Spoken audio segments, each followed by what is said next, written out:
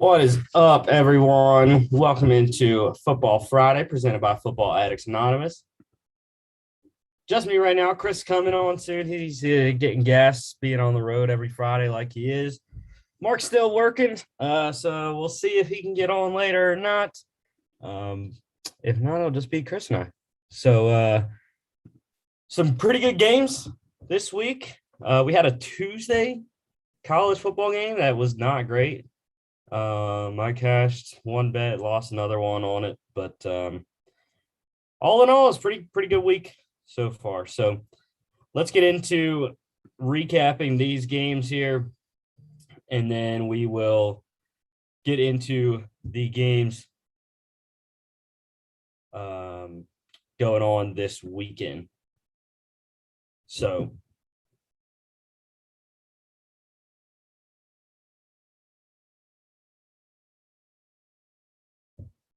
all right.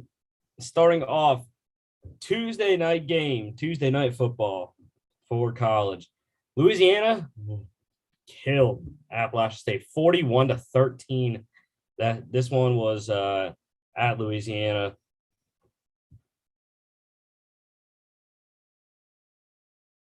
And did not go how I thought it was going to go. I thought these were two of the better teams in the Sun Belt. I think these two were by far the next two teams after Coastal Carolina. But Louisiana, they showed they are the number two team, and they want to be the number one team in the Sun Belt. So, Chase Bryce did not look good at all. 2 picks in this one. He also put the ball on the ground once. Raging Cajun defense was swarming all night, and Appalachian State's defense had absolutely no answer for the run game of Louisiana.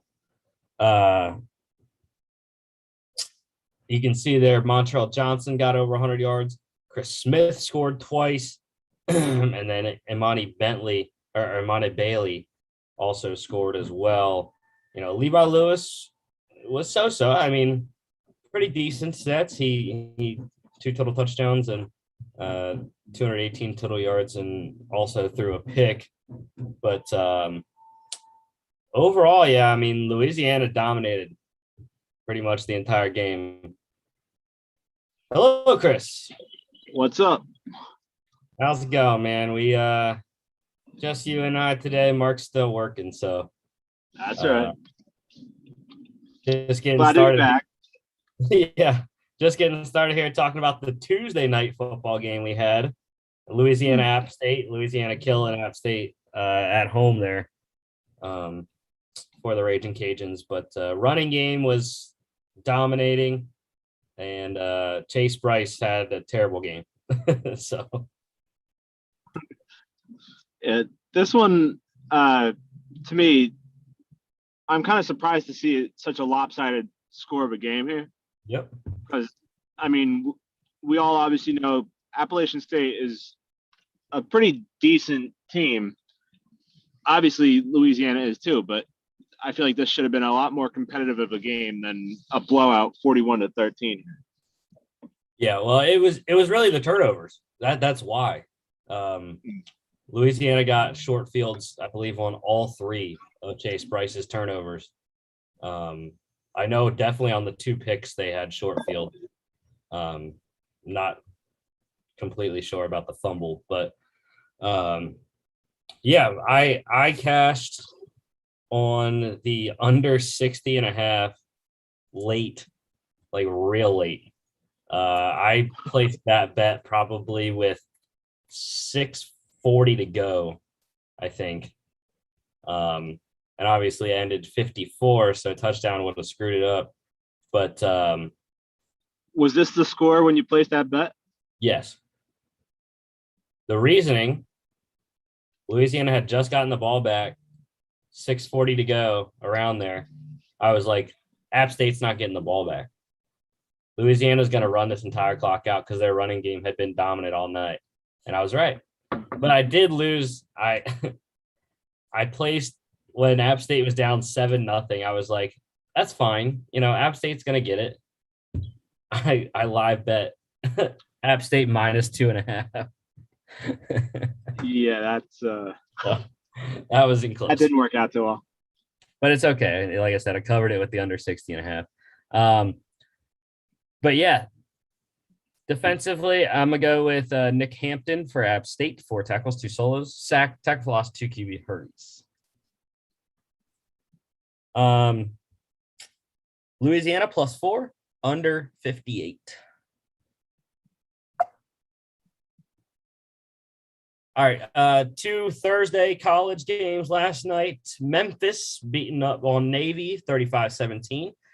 Seth Hennigan didn't have to do anything, really. I mean, he completed 8 passes for 215 yards. That's pretty good.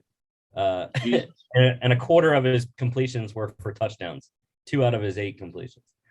Yeah, it was Navy's triple option couldn't get going at all, really. Memphis had the running game going, and defense for the Tigers. They rebounded because they were on a 3-game slide. They started out 3-0, dropped the last 3. Now they finally got back on the win column.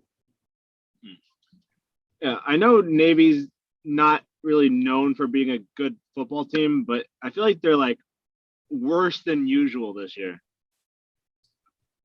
Yeah, I don't know. They just seem like they're having an extra bad year this year. I don't know why. Yeah, I don't know. Gotta get a quarterback. That's one of the biggest issues that Navy has had. They haven't really found the next one since Keenan Reynolds left in like 2016. Mm-hmm. Happy to see Calvin Austin score another touchdown. This one was a rushing touchdown, 69 yards to the house. Didn't have to, like I said, didn't do much in the passing game. No one did because Hennigan didn't have to throw that much. But Dyke's getting in the end zone again for the Tigers. Defensively, there wasn't a lot of stats, so I'm going to go John Tate for Memphis, 6 tackles, 4 solos, sack, 2 tackles for loss. I like those that pair of linebackers for Memphis, or actually a trio of linebackers for Memphis, all with double-digit tackles there. Yeah. Memphis covered -11, under 56. The other college game last night, South Alabama beating up on Georgia Southern 41-14. Jake Bentley having a great game. 389, 3 touchdowns, twice on the ground. No turnovers for Mr. Bentley. Cam Ransom for the Eagles. Not the same. When I saw this, I was like, how do you even do that? How do you only complete 2 out of 12 passes? That's possibly the worst quarterback stat line there that we've had on this show. 2 for 12 is really bad. I mean, he wasn't the only quarterback that played for Southern last night.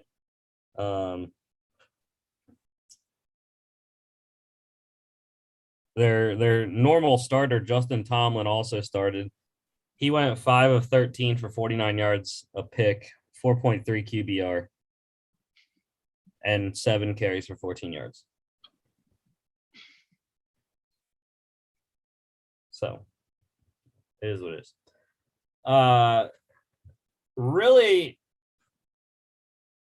not too much going on the ground for either team. I mean, good averages for Brian Hill of USA, Logan Wright, 4.3 for Southern. But really, it was a passing game. I mean, Jalen Tolbert, Jalen Wayne, monster days for both of those guys, and both scored as well. Tolbert is my guy for South Alabama. He's been from last year and this year.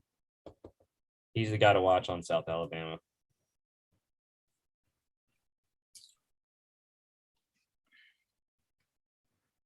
I'm going with CJ Rios for the Jags.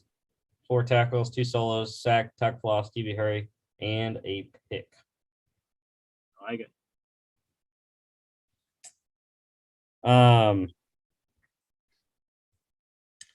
South Alabama covered -2.5 over 50. All right, Monday Night Football here. What a comeback for Lamar Jackson. 31-25 in overtime. Ravens getting it done over Indy in Baltimore. This was by far the best we've ever seen Lamar throw the ball. Oh yeah. Yeah, they ended their streak of rushing games on Monday night, but it was for a good reason. Lamar, like you said, had the best passing game of his career, and they won the game on his arm, which is what we've been waiting to see. Well, they also won it in the hands of Mark Andrews as well. He had a career game as well. And good game, by the way. This game decided our fantasy matchup. I know you were happy though anyway, because you said that you had bet on the Ravens to win. And that did cash out for you. But yes, I did win our fantasy matchup thanks to Mark Andrews, and I guess thanks to Justin Tucker as well. But hey, Jonathan Taylor had a great game too, though. That he did. 31 points for Jonathan Taylor in fantasy. I actually had a monstrous comeback in my law school league. I was down around 73 to 128. I was down going into Monday Night Football. I had Jonathan Taylor and Mark Andrews combined for 73 total points, and I won. I also came back against London. I don't know if you saw that comeback that I had against London in our keeper league. I had Andrews. Yeah. Yeah, I was down about I don't remember how much I was down in that one. It was a pretty decent amount though. And I had Mark Andrews and came back to win that one as well. So, but yeah, Monday was a good night for me. I hit on the Jonathan Taylor third touchdown score, hit on the Ravens comeback. Granted, I was thinking about placing the bet when the Ravens, when it was plus 420. I didn't. But then I ended up, once my guy told me to bet it, it was like 185. So it was still pretty decent. It was like $37 that I got back off of $20. And then I also had live bet plus 10.5 for the Ravens. Lost on the -7 because they didn't kick extra point in overtime. So yeah, it is what it is. But pretty good night overall was Monday night. And yeah, the Ravens didn't have any running game in this one. It was Lamar leading the way, and that was it. Was disappointed though. You know, Jonathan Taylor had a monster fantasy night, but he only ran for 53 yards. I expected him to get, I mean, I had, like I always do, you know, for Monday, Thursday, and Sunday Night Football, you know, same game parlay. I had him going over 70 yards, and he only got 53. But yeah. Well, that line I think is the strength of the Ravens defense, though. That they're powerful in the run game. So, I mean, I did expect him to have a better game on the ground, but he definitely made up for it in the air. 3 catches for 116 yards is, I mean, that's really good. Helps when the first play from scrimmage goes for 76 to the house. Oh, yeah, that is.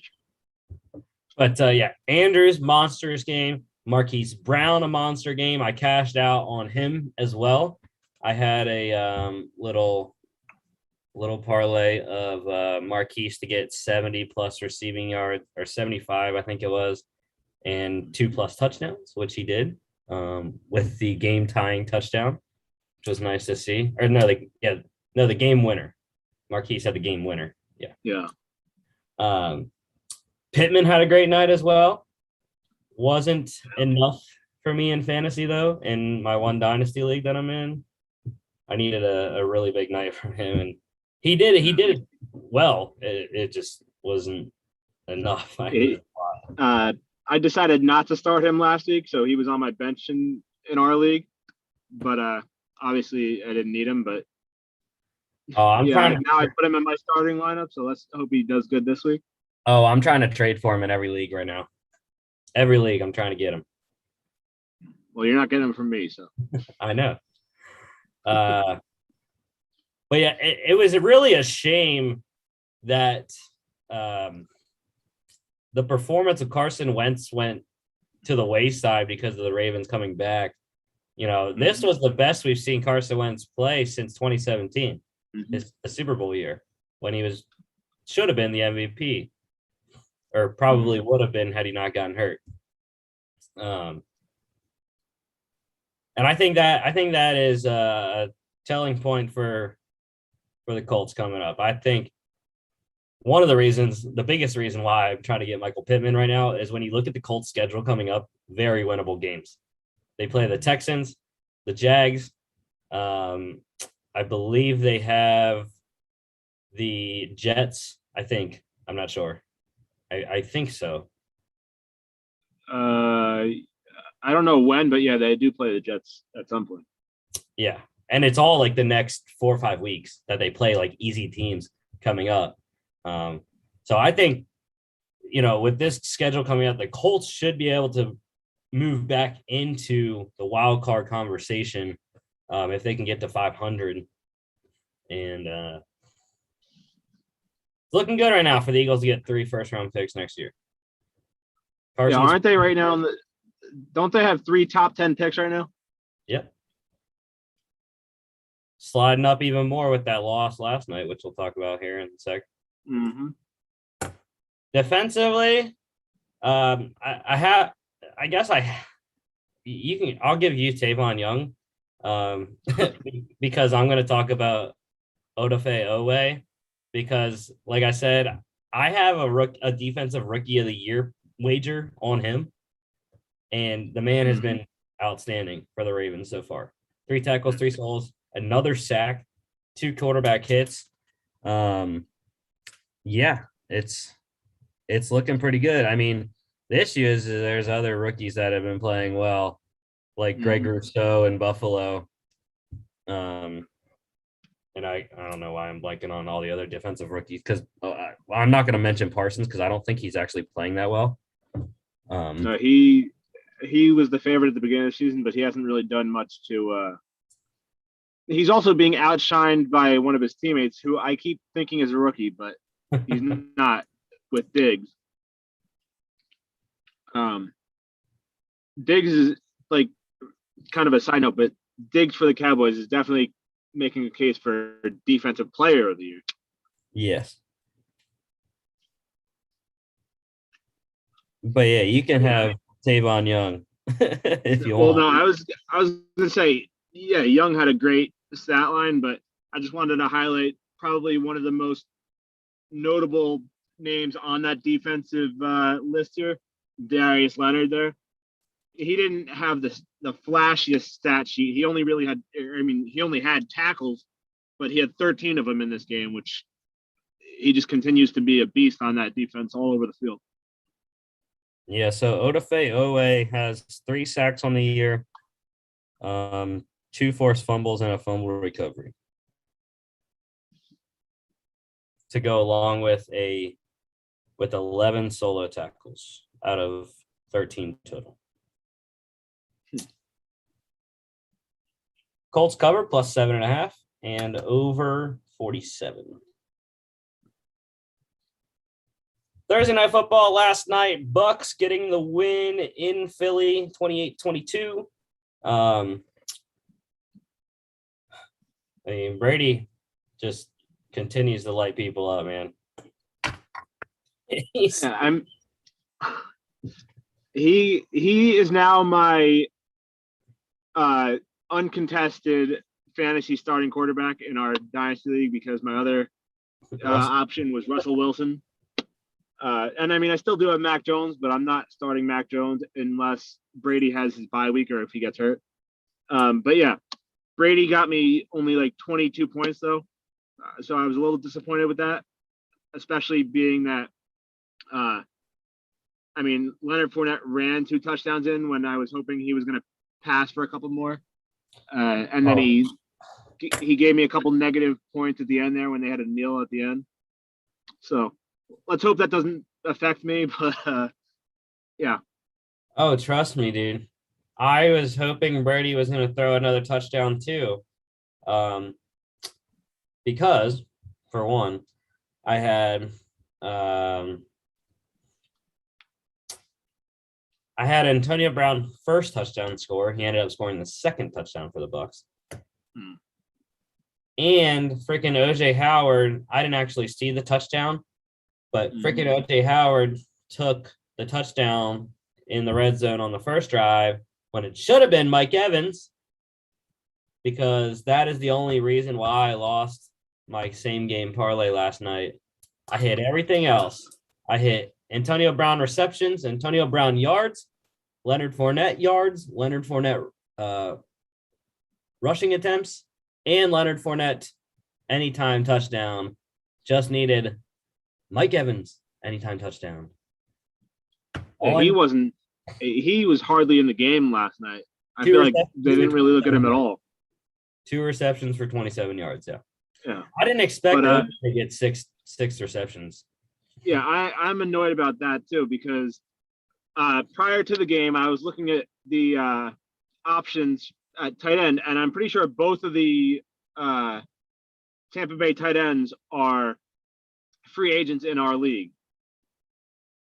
And I thought about picking them up in our dynasty league, and I decided not to. And I also have Zach Ertz on my bench. So, and he had a pretty solid game last night.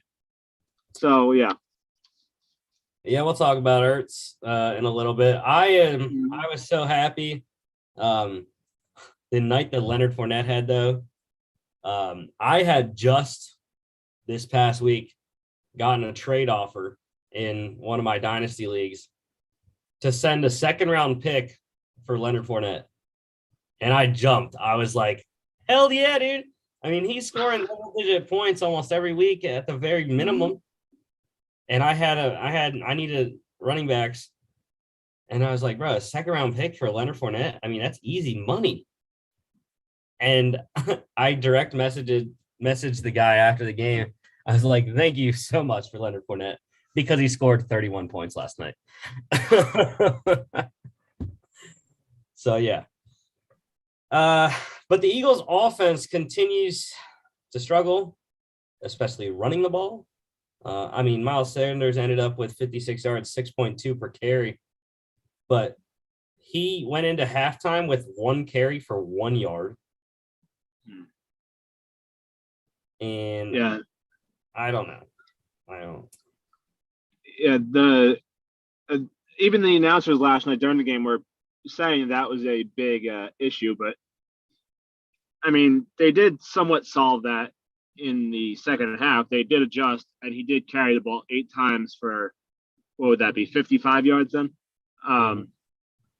But it looks like Jalen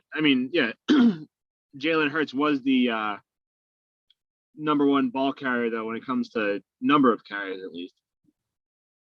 He carried it 10 times. Well, yeah. He's the entire offense right now, and I think it's too much to be putting all that pressure on a second-year quarterback that is in the first year of a new offense. Yeah. So. Yeah, I was also very disappointed with Devontae Smith's performance last night. Yeah. He only had 2 catches. But yeah, I was expecting a big game from the Eagles offense because of the lack of corner depth for the Buccaneers right now, and also Richard Sherman going down last night. So they were really depleted in the secondary there, but didn't seem to matter.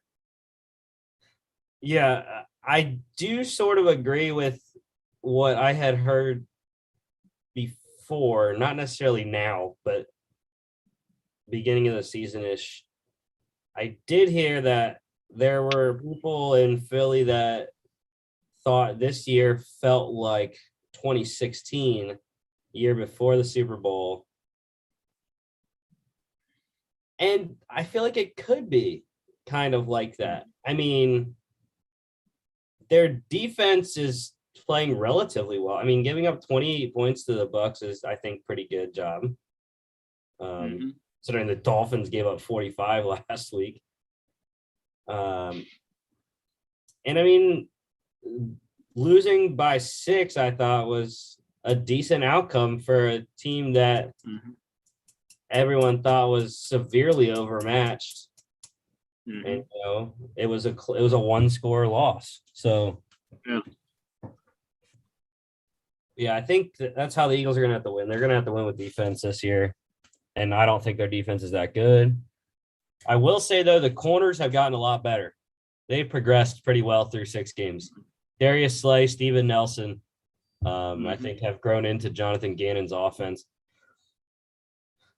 But still questionable with the linebackers. What did you, as an Eagles fan, think of that the decision to go for 2 points at the end there? I mean, I liked it because I had Eagles +7. Well, that's you as a better though. But like as an Eagles fan, did you like that call? Because then that obviously that put them within 6 points. So scoring another touchdown and the extra point would have gone for the win instead of going for the tie at the end. Well, I mean, why not? Either you're down 8 or you're down 6.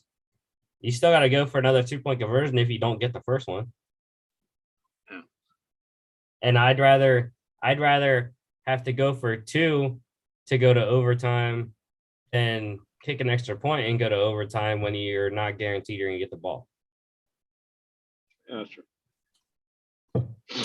And it's all analytics, which Nick Sirianni has kind of carried over from the Doug Peterson era. Yeah, that's usually the thing when you're down 1 score, or when you're down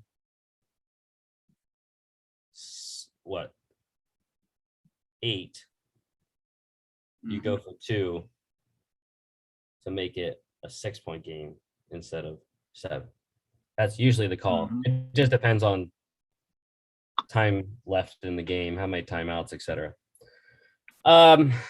Defensively, Shaq Barrett, really good game for him. 5 tackles, 4 souls, half a sack, 2 tackle swaps, and a quarterback hit.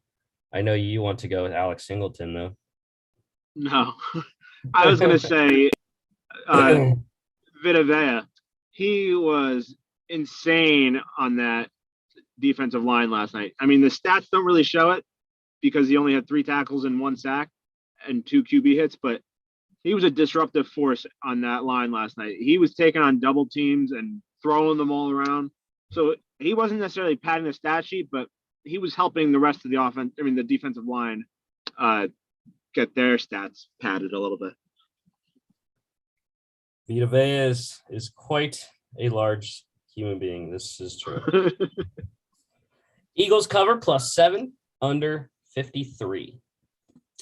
Now, NFL news, I forgot to make the slide, Chris. I forgot to do it. That's right. But we're going to hold off on that because I did have one piece of NCAA news that was important. A second major factor on LSU's football team has gone down for the rest of the season. Wide receiver, Kayshon Boutte. He is done for the year, lower leg injury. So their number 1 receiver goes down. Also, like I said, this is their second big guy with Derek Stingley going down earlier a couple weeks ago. So, yeah, not looking good for LSU right now.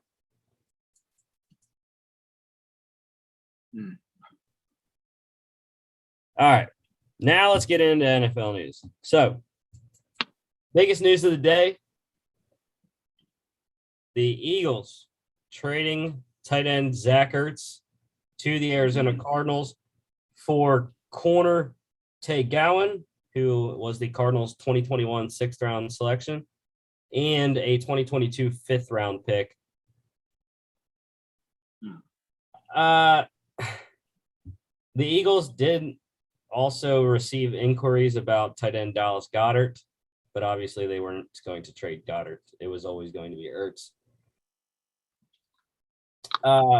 Ertz finishes his 9+ seasons in Philadelphia, 579 receptions, 6,267 yards, and 38 touchdowns. Super Bowl 52 champ. Had a key touchdown in that game. But very sad to see Zach Ertz go. He is an Eagles legend. And he was probably the best person I've known in my time watching the Eagles off the field. The amount of stuff that him and Julie Ertz, his wife, did for city of Philadelphia was just astronomical. But I'm going to have to get a new jersey now, Chris. I guess I'm going to have to stick it out and wear my, I don't know, maybe my LaShawn McCoy, Brent Selleck jerseys for the rest of the year. I can't wear my Wentz jersey. I can't wear my Ertz jersey now. So it's retired players. That's what I have. That's what I'm down to now. Yeah, so. I'm with you because it's the same thing for me with the Saints.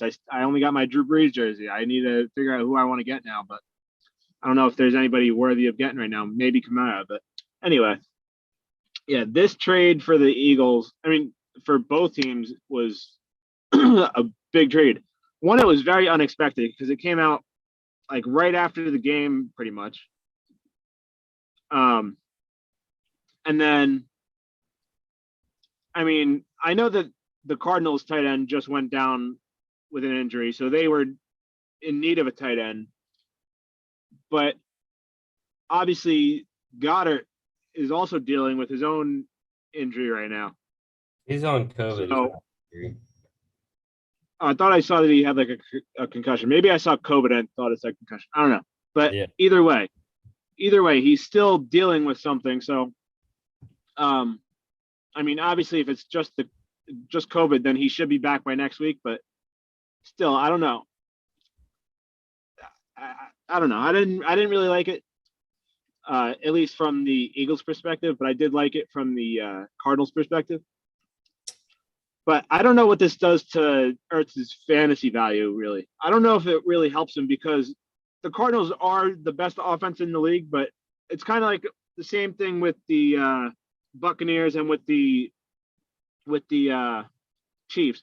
I feel like they have too many weapons. So I don't know if Ertz is going to get enough targets or enough receptions to actually make an impact.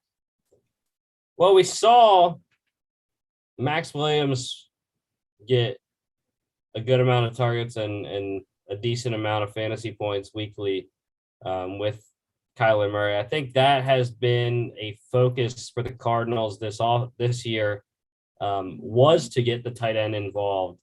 And that's what I heard, that the Cardinals are planning to use Ertz a lot and in a prominent role catching the ball. So, yeah, I agree. It's a lot of mouths to feed. Is he going to be a tight end one? I don't know.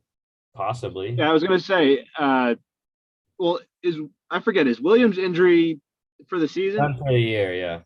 Yeah, that's what I thought. So I don't know who else is in that tight end room in Arizona right now, but no one. Exactly.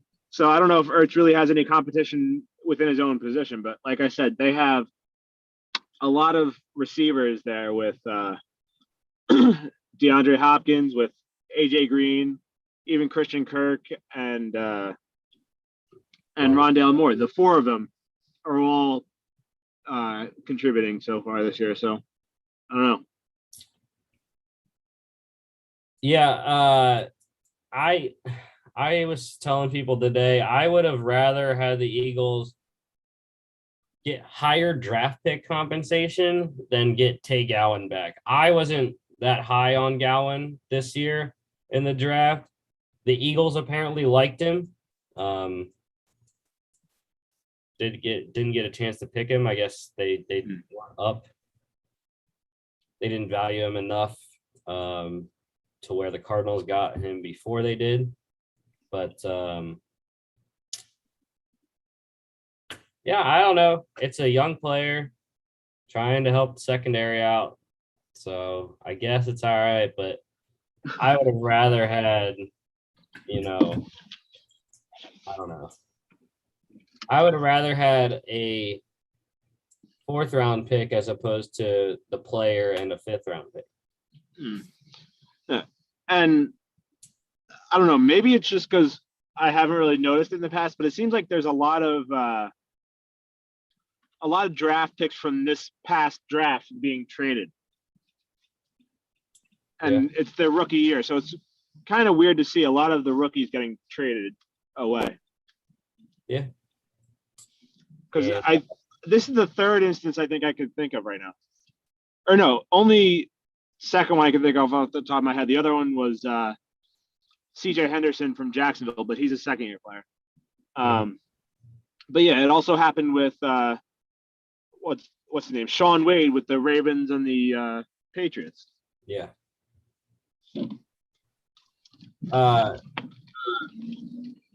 Yeah, it was interesting last night.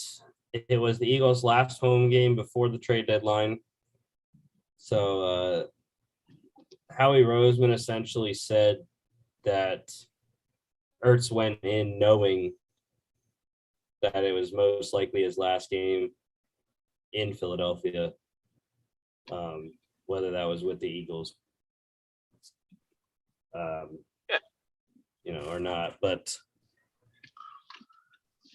yeah, I wonder if it was a similar situation to what happened last year with the Jets and Steve McClendon, because when McClendon was traded to the Buccaneers, he was told before the game that he was being traded, but he didn't care. He wanted to suit up one last time with the Jets to play next to his teammates. So that could have been a similar thing that happened with Ertz. And it was nice to see him get in the end zone. Pretty good ending. So, and like I saw some people saying, he is easily going to get into the Ring of Honor when he retires. For the Eagles Hall of Fame, which was nice sentiment last night.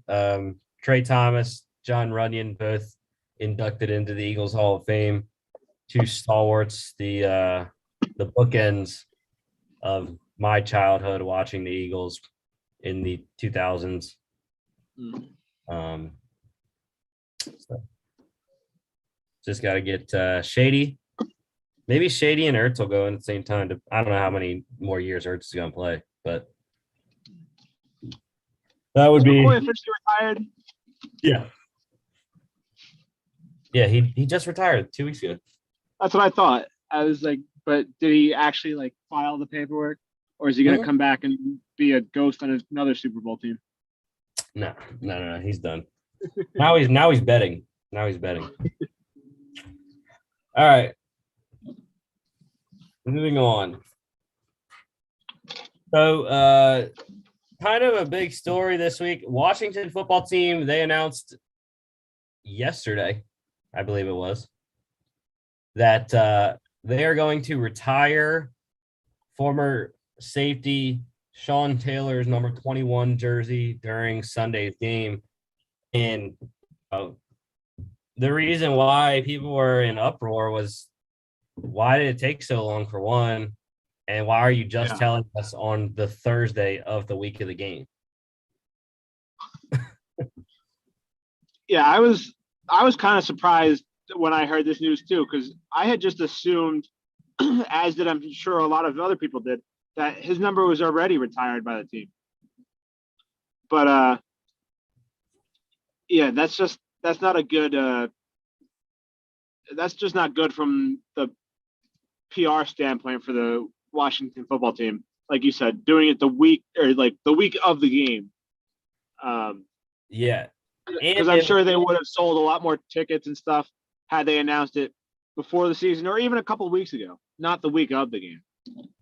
Yeah, and it was a big issue because of what was happening with Jon Gruden, which we'll talk about, because Gruden was in contact with Bruce Allen, the team's president and GM at the time. And what was said in the emails between those two was now putting a little darkness over Washington as well as the Raiders. So it kind of was seen also as a tactic to move the spotlight away from the team in that whole situation, even though Bruce Allen isn't a part of Washington's franchise anymore. So, yeah, intriguing stuff, that is. But definitely, had to be done. I mean, yeah. The NFL announced its 3 finalist cities to host a game in Germany, possibly as early as next season. They are Dusseldorf, Frankfurt, and Munich.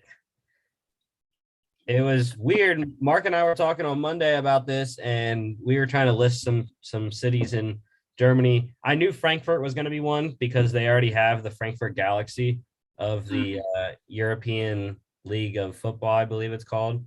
So they already have a semi-pro team there. I was just surprised Berlin was not on the list.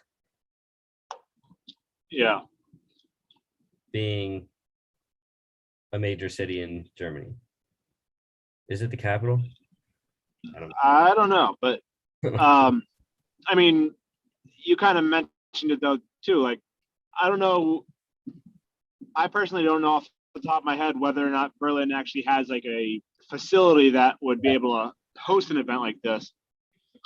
But you said like the other city does have a stadium like that can hold an NFL game. So that was probably also taken into consideration because they probably don't want to like build one just for this. Yeah, I know Frankfurt does. I'm not sure about Dusseldorf, and I believe Munich has a soccer stadium. I don't know. I'm blanking on Borussia Dortmund. I think they might play in Munich. I'm not sure though. Have to get a soccer expert to tell us where Dortmund plays, but yeah, one of the Bundesliga teams I know has to play in Munich pretty much. So, okay, let's talk about Jon Gruden. He officially resigned on Monday during Monday Night Football. It was breaking news. Adam Schefter broke it at halftime on ESPN. A crazy situation. I mean, the emails, the language in the emails, the amount of people that were in the emails as participants, and also the amount of people that were mentioned in the emails. Roger Goodell, NFLPA President DeMaurice Smith. There were cheerleaders. There were mentioned homophobic slurs in there about, such players as Michael Sam, Carl Nassib for the Raiders. Jeff Fisher was mentioned for, they said that the NFL pressured Jeff Fisher into drafting Michael Sam as being the first openly gay player to be drafted. Yeah, a lot of bad stuff going on in the emails, and so yeah, Raiders will be looking for a new head coach. Yeah. The whole situation though was crazy though, because I I mean, like you said, all the names that were mentioned. But when I first saw it, I was really like confused because I was like, at first I was like, wait, these dates don't add up because I thought that the Michael Sam thing happened a lot more recently than it actually did. Like I thought him like the year he was drafted was a lot later than it actually was. And no, I mean, obviously it's a big deal or whatever. Like the whole email and the whole situation's a big deal. But personally, I think that it's the reason why it's such a big deal, like a bigger deal than it could have been, is because he mentioned people like Roger Goodell and the other guy. Like he mentioned high up football executives, which obviously when you're in the business of football, that's not good to do. But yeah, I don't know. This probably spells the end for him as a coach and probably as an announcer or anything else like that. Like he probably can't go back to his old job either. So I don't know. It'll be interesting to see what happens next. Yeah, he is more than likely done with football, period. The the Raiders are moving forward with assistant coach Rick Bisaccia. He will be the interim the rest of the season. The other crazy part about this is that Jon Gruden was removed from the Tampa Bay Buccaneers Ring of Honor. Super Bowl 37 head coach for the Bucs. And yeah, done. Yeah. So that was crazy as well. But I liked what Mike Mayock said. Mike Mayock said, this is different than other head coach firings or resignations, if you want to call it that, forced resignation, whatever. But he said, this is different. When you have a firing of a head coach, usually it's near the end of the season, weeks like 14, 15, 16-ish. And, guys are pretty much already packed up and ready to go on vacation. But he's like, no, we're 3-2 right now. One game out of, he didn't even say AFC West. He said AFC, which is true. They're only one game back of the Buffalo Bills in the AFC. And the Ravens. Ravens are 4-1 as well. And the Chargers. Chargers too, yeah. I don't know if he meant to. I don't know if he meant to say just AFC or if he meant to say AFC West, but regardless, it's true either way. But yeah, I mean, I liked that he said that. It's completely different. They're in the middle of the season, almost exactly to the halfway point of the year, and they're going to move forward and they're going to keep trying to win games and get to the playoffs. So yeah. And I mean, I feel like this whole situation is also a little bit of a silver lining for the Raiders, because I didn't like that contract that they gave Gruden when they gave it to him. I thought 10 years, $100 million for a coach was insane. And I mean, I know that Gruden had the resume for that kind of contract, but I still wouldn't have committed that long term to a coach. But now they got out of it, and obviously, like you said, now they got to search for a new head coach. But I don't think they're going to hire one mid-season. So we'll have to see how the interim head coach does now, and if he actually does coach them to a winning record and even a playoff berth, that might even warrant him becoming the next official head coach. Yeah, just 3 years into that 10-year contract. I think the last thing that I'll say on it is the reaction from people that knew Gruden like very well. People that had played under him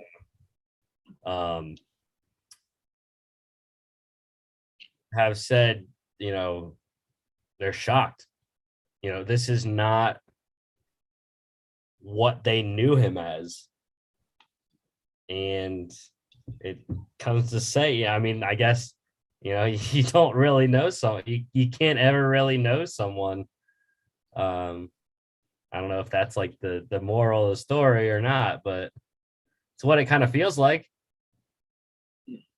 No, but then there was another person that I can think of off the top of my head that said the complete opposite, that he didn't like Gruden. He kind of expected this kind of thing. Keyshawn Johnson. Yeah. He came out and said, I forget exactly what he said, but he essentially said that like he wasn't surprised that Gruden wasn't a good person or whatever else. So I don't know. Yeah, I think my biggest person that I remember hearing from was Louis Riddick, saying, how many years he knew John and he had never known. And Tony Dungy as well, because, he was the head coach before Gruden in Tampa. Uh-huh. And there's a majority of people say that Super Bowl was Tony Dungy's because he built that team and then Gruden took it over the next season. But, it is what it is. But yeah, major storyline. And we'll see if the Raiders can recover and push through, like Mayock said. I know Mayock's job status was brought into question as well with this whole thing, but I agree that I think this solidifies Mike Mayock actually as the GM. Yeah, he's done a lot better of a job than I thought he was going to. All right, let's get into COVID stuff here. The Patriots, they activated guard Michael Onwenu off of the COVID list, so they get one of their starters back on the offensive line after playing last week with 4 out of the 5 out, 2 injuries and 2 COVIDs. All right, guys getting placed on the list. Eagles tight end Dallas Goedert. Obviously, we talked about Ertz playing last night in his spot as the number 1 tight end. Cardinals edge rusher Chandler Jones. So we'll have to see if he can get off it before this game coming up this weekend. Bears running back Damian Williams. That leaves rookie 4th-round pick Khalil Herbert as the starting running back with David Montgomery on IR right now.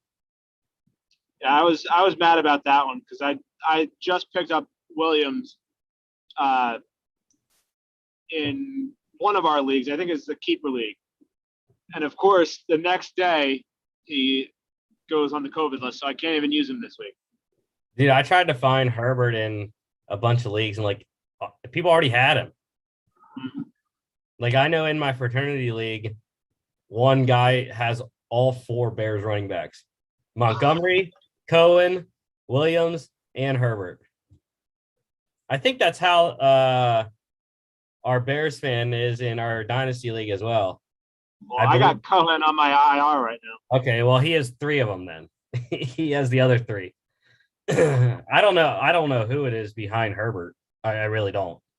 That's getting pretty deep on the depth chart at that point. So we'll have to see. We'll see. There's definitely, I highly doubt the rookie is going to take all of the snaps at running back. But I do like Herbert, though. I liked him coming out of Virginia Tech this year. He was pretty solid. Day 3 find.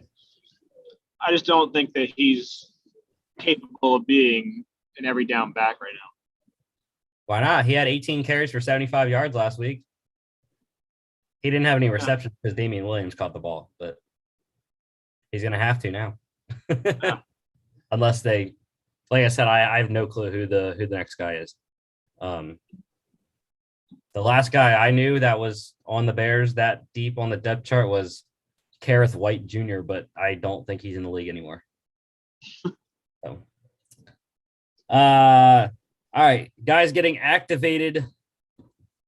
Guys getting their practice windows activated from the COVID or from the IR. It is the Colts wide receiver T.Y. Hilton. See when he gets back.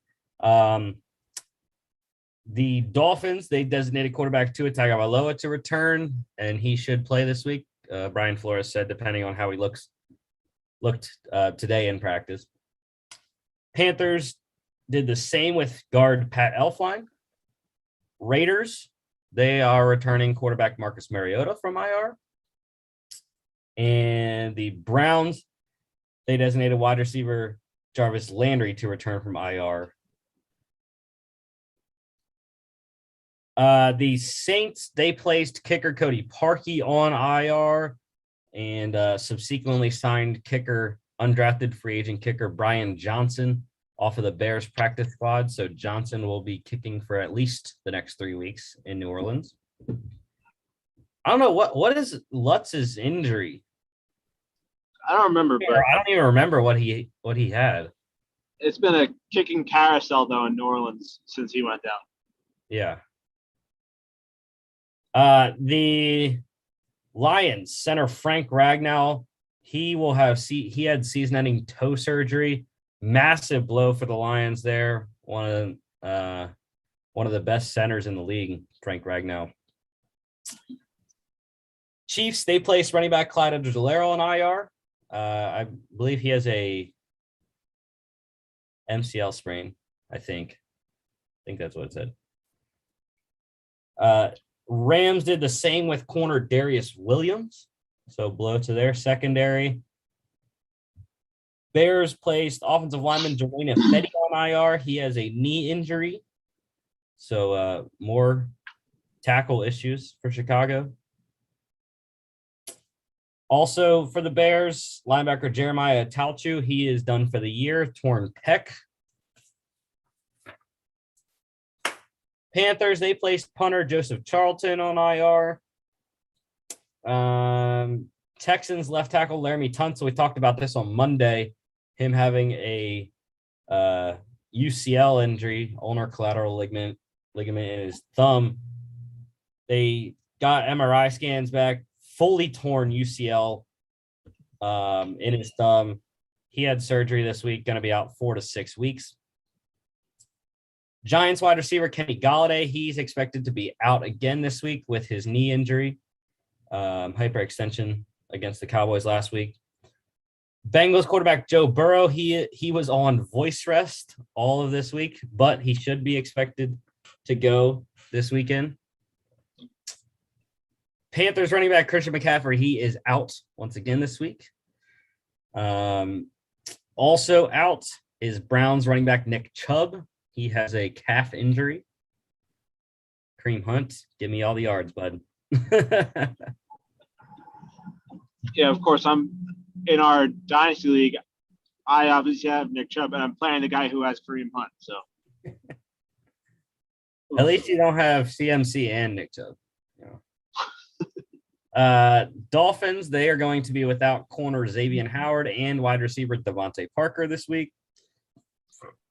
Washington football wide receiver Terry McLaurin, he is questionable with a hamstring injury. Other wide receiver Curtis Samuel, he is out with a groin injury, and guard Brandon Sheriff is out with a knee injury for Washington. So big game coming for De'Ami Brown or Adam Humphries, whichever one you like. Chargers wide receiver Mike Williams, he is questionable with a knee injury this week. Seahawks quarterback Russell Wilson out this week, and they said they are going to place him on IR. So at least the next 3 games. I don't know why they actually had to announce that, because the initial thing was it was going to be 4 to 8 weeks anyways. So, and with Russell being out, it ends the 6th longest start streak in NFL history at 149 games. And it's actually only the 2nd longest in franchise history for Seattle, because punter John Ryan had the longest. I believe it was somewhere in the neighborhood of 156. And also out for Sunday Night Football for the Seahawks, running back Chris Carson. Carson and McCaffrey killing my one dynasty team. Just that was the one, though. I believe that was the same one that I traded for Leonard Fournette. I don't actually, maybe not. I don't know. Giants quarterback Daniel Jones and wide receiver Sterling Shepard. They are both expected to be good to go this week. So Giants getting some offensive help there. Bucks corner Richard Sherman last night. He was going to have an MRI today on his hamstring, likely to miss some time. I didn't hear an update from them, so Nope.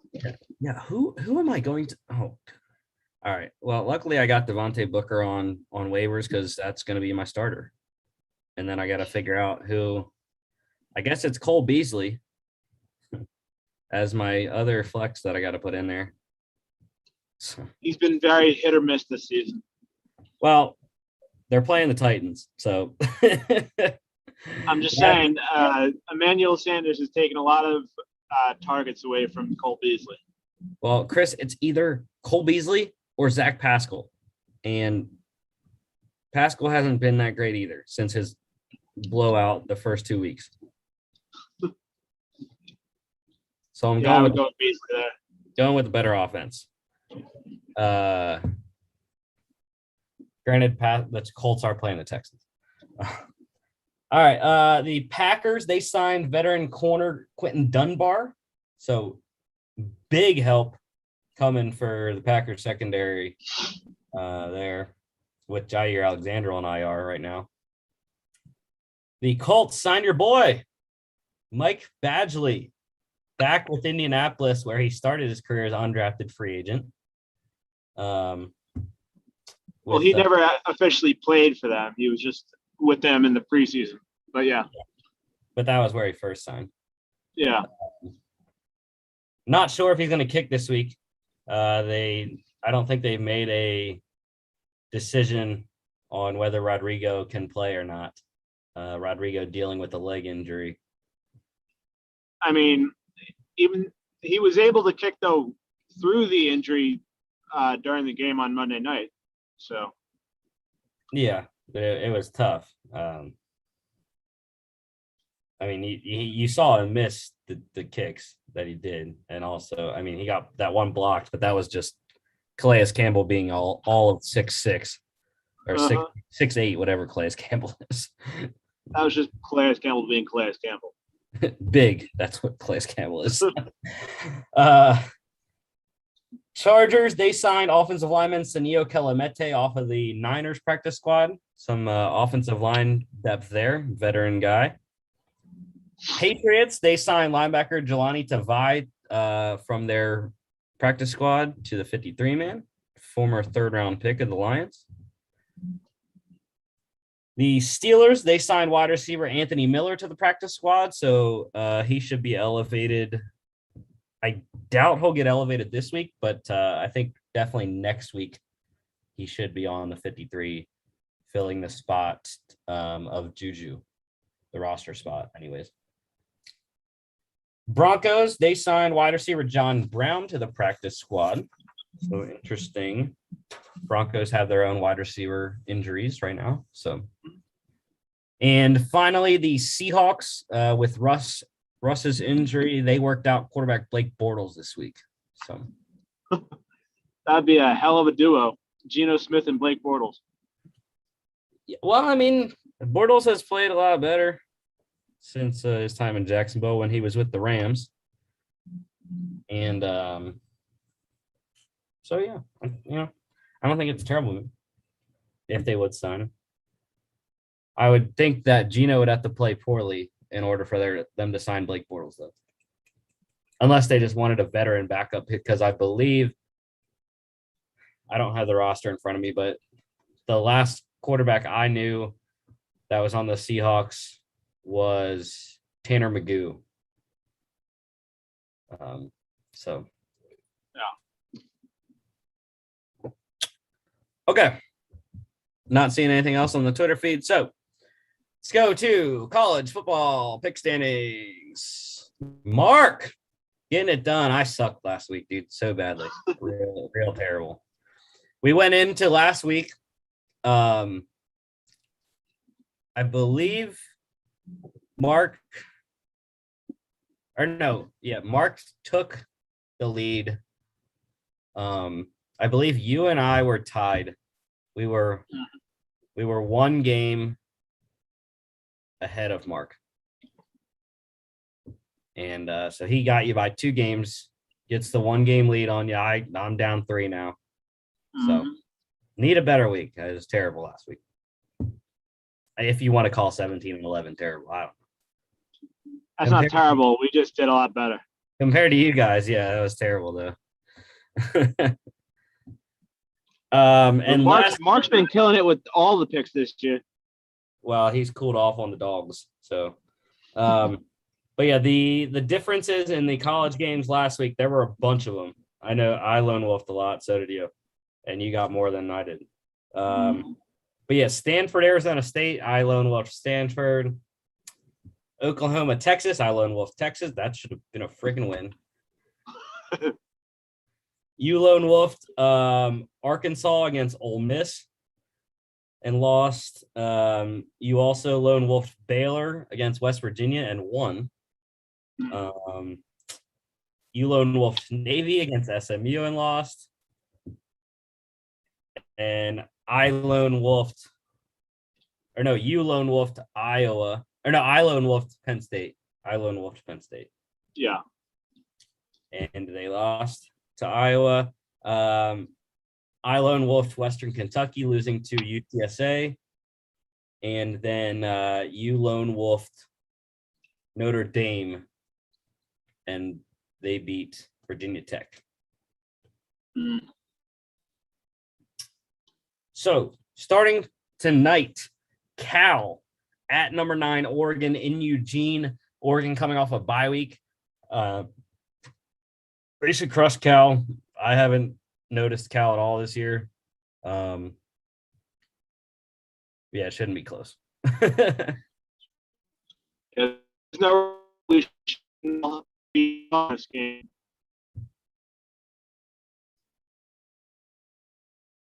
I don't know if it's you or me breaking up. Might be me right now. Seems like it. But yeah, shouldn't have any problem tonight with Oregon beating Cal, especially since they're at home.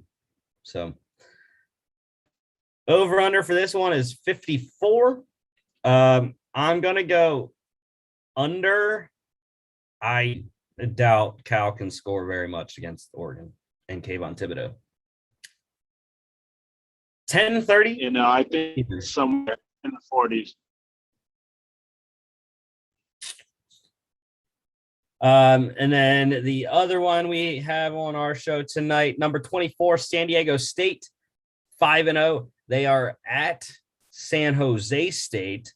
Line has moved to 10 now, so the Aztecs getting a 10-point spread at San Jose State. Kind of surprised it was up to 10. I know San Diego State's undefeated and they've been pretty good this year. I've just been shocked at San Jose only being 3-3, considering they returned quite a bit from last year's team. That was really good. They have Nick Starkel at quarterback. They have some of their receivers and running backs back, and I just don't know why they're 3-3, but yeah.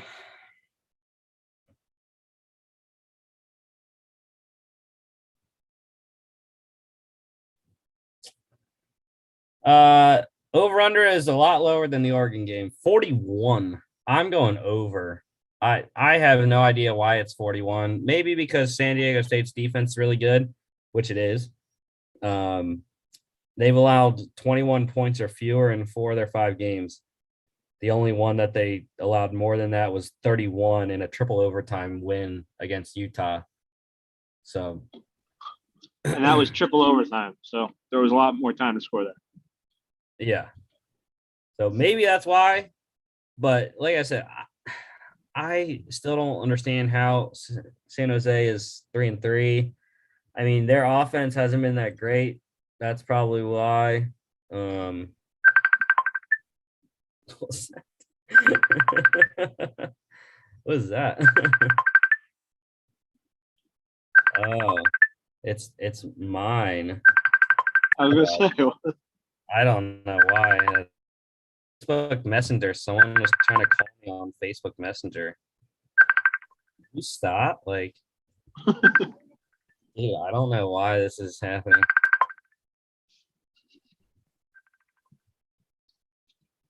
Like, I denied it on my phone, but I don't know why it's still like calling me. I am so I don't know what's going on right now. I don't know, but the sound stops. I know my phone's still buzzing though. I don't know why.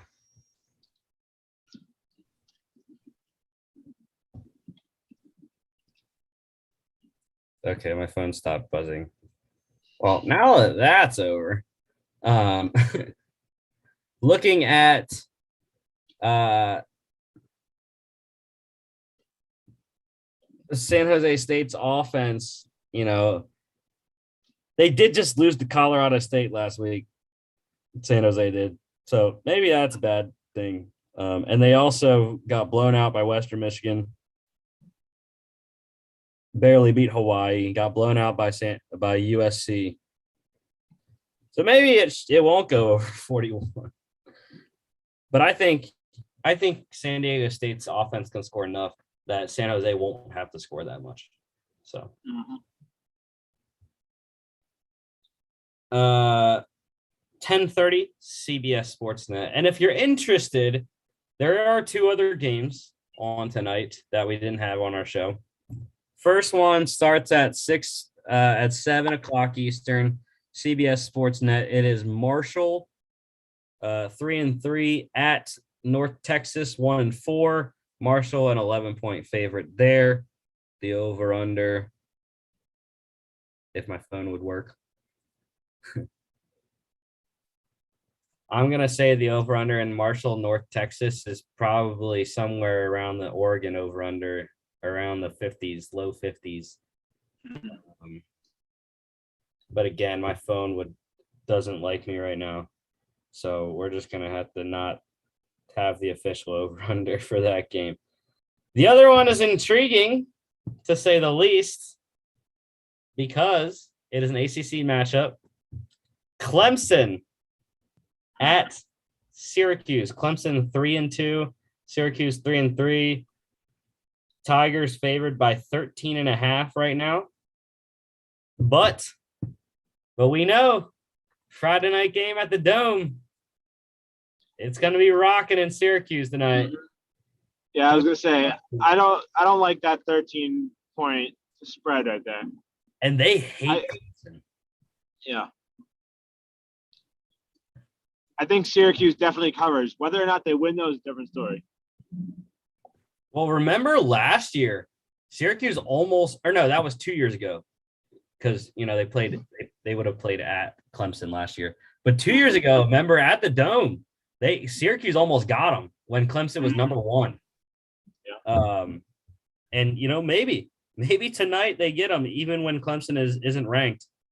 ESPN's given Syracuse a 12.8% chance of winning tonight.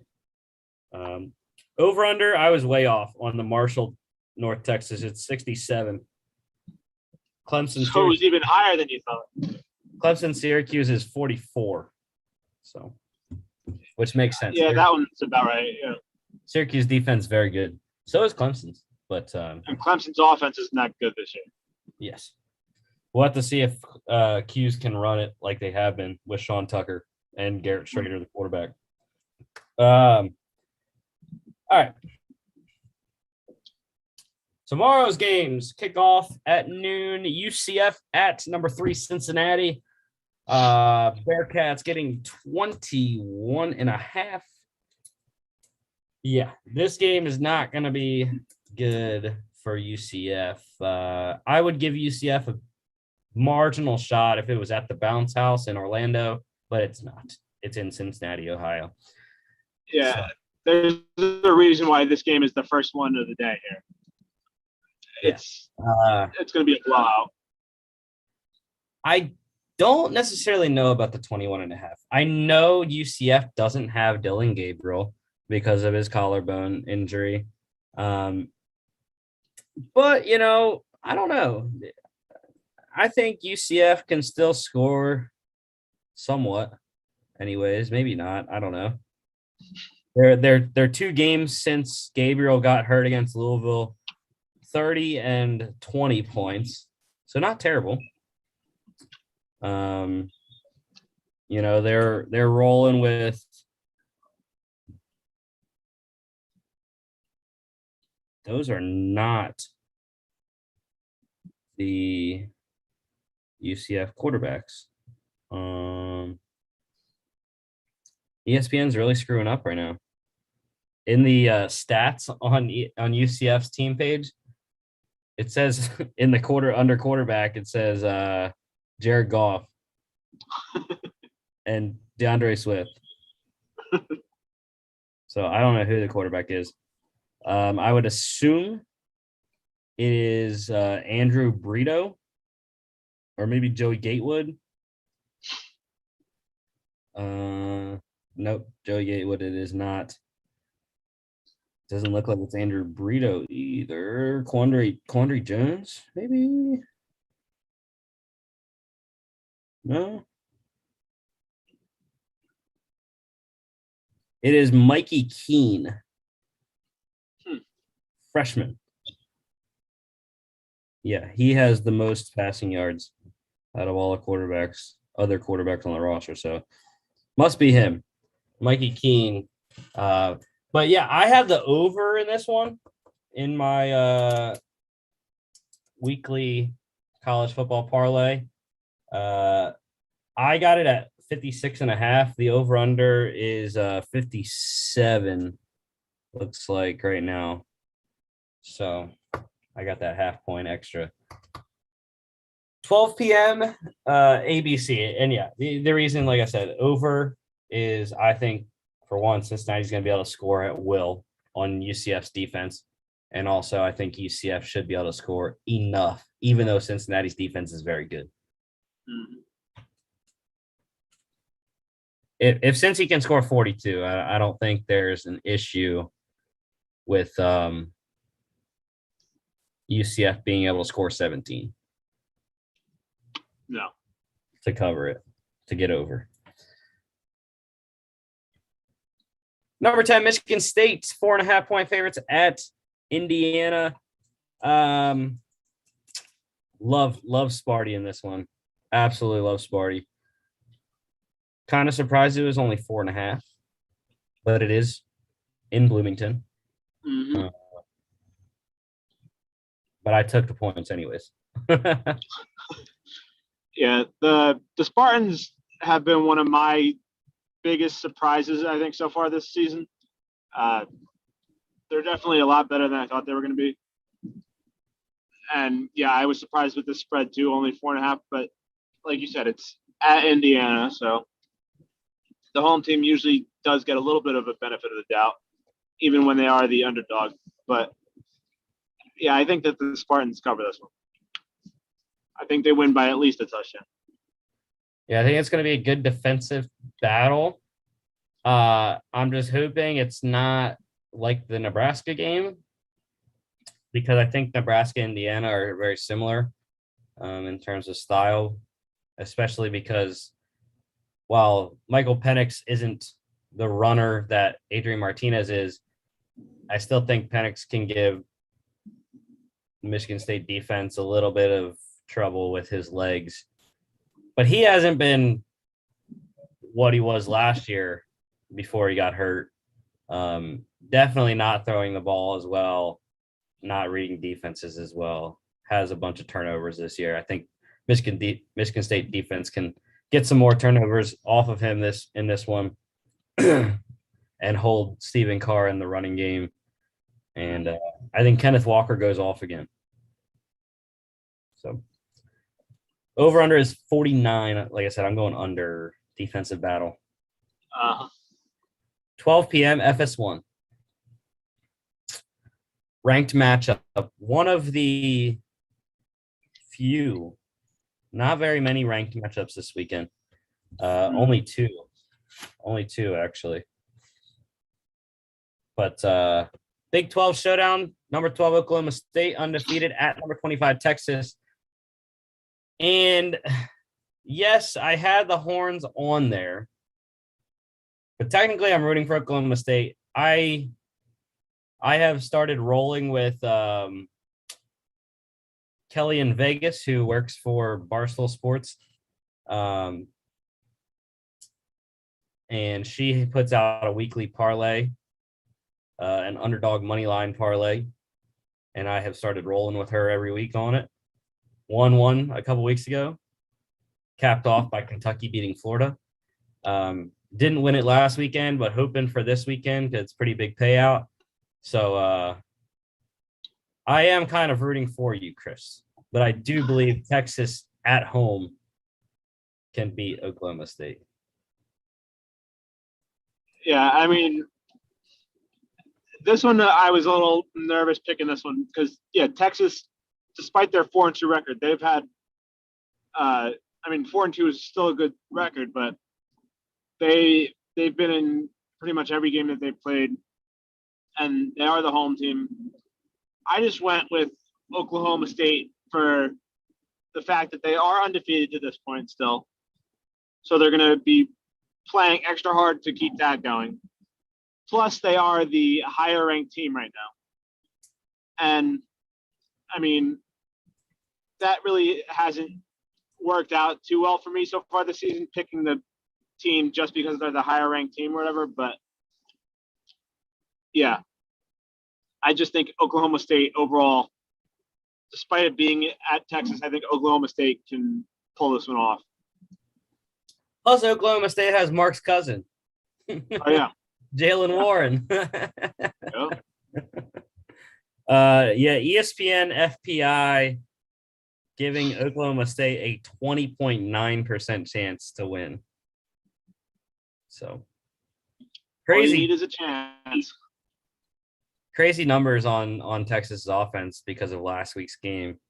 But Casey Thompson's touchdown interception ratio, 14-3. Spencer Sanders, on the other hand, 5-4.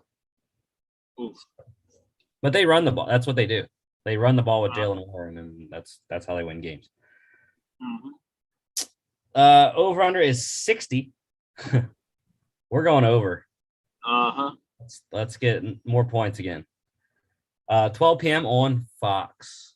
Big noon kickoff. SEC Auburn at number 17, Arkansas. We are on Woo Pig Suey. Hogs getting it done at home. I don't trust Bo Nix. Yeah, everybody's back on the Arkansas train this week. Yeah, because they're not playing the Heisman Trophy favorite. And yeah, I don't know. Arkansas is still just both these teams, even Arkansas being ranked 17th, I think they're very similar teams. They're like middle of the pack in the SEC. They're both like the next tier.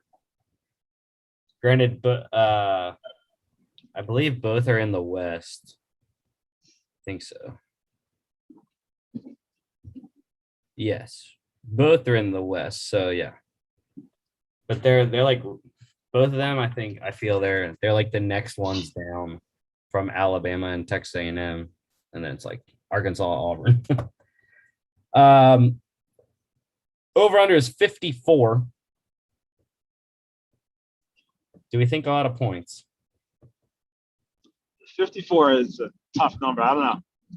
Well, Arkansas scored 51 by themselves last week. Yeah, but I don't know. I mean, I think they could do that against Auburn, but and Auburn scored 13 or whatever. I don't remember how many they scored against Georgia. I mean, it can be done. I don't know. For some reason, I feel the under in this one. 12 p.m. CBS SEC on CBS. Also, SEC number 20, Florida in Baton Rouge play LSU. We already said Kayshon Boutte is out for LSU. Very detrimental. The line is 12 for Florida, and I think they roll in Death Valley. Mm-hmm.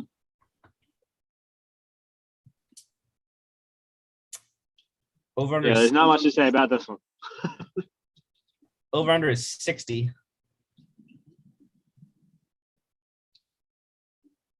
I don't like it. 12 p.m. on ESPN. Sticking with the SEC.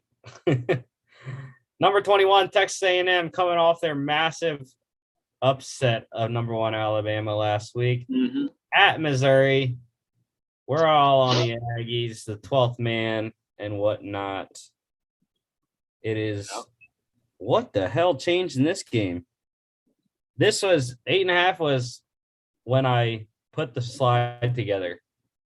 On ESPN right now, 11. Ooh. It is jumped 2.5 points since I put this together on Wednesday night.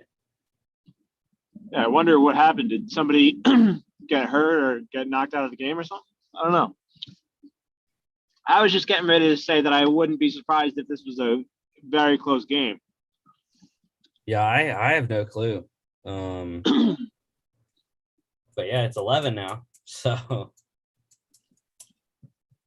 well, depending on the reasoning behind that big jump, I still think it could be a close game. At the very least, I think Missouri could cover that. I agree. I think they cover 11. And I do think Missouri has some pieces on offense, specifically Connor Bazelak at quarterback. Tyler Beatty at running back is really good. I'm a fan of his. But I think Zach Calzada showed something against Bama. And if they can keep that momentum going, along with Anaya Smith at the receiver position, I think Aggies can get it done in Mizzou. Mm-hmm. Over-under for this one, also 60. I'm going over for that one. I don't know. I feel like it's kind of hard to read Texas A&M this week, though, because they, like, last week was obviously such a big deal, beating the number 1 team in the nation and all that. So I don't know. I feel like it's they might kind of have like the Super Bowl hangover type thing this week. Possibly. 12 p.m. SEC Network. Biggest matchup of the weekend. Number 11, Kentucky, undefeated at number 1, Georgia. Dogs, 21.5. Yeah, I'm rolling dogs all the way.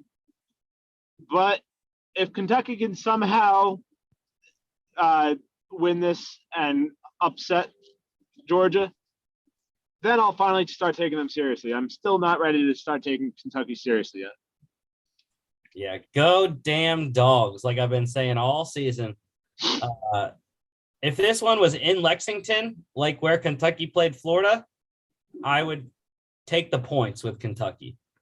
But it's not. It's between the hedges, and it is the 3:30 CBS, SEC on CBS game. I don't know about the 21.5, even in Athens. I know I said I'd take it easily if it was in Lexington, but it's just the thing is they covered 18.5 against Arkansas, who was number 13 at the time. Or not number, no, they were, I don't remember what they were when they played Georgia. Number 8, I think, maybe, I don't know. But 21.5 is a lot.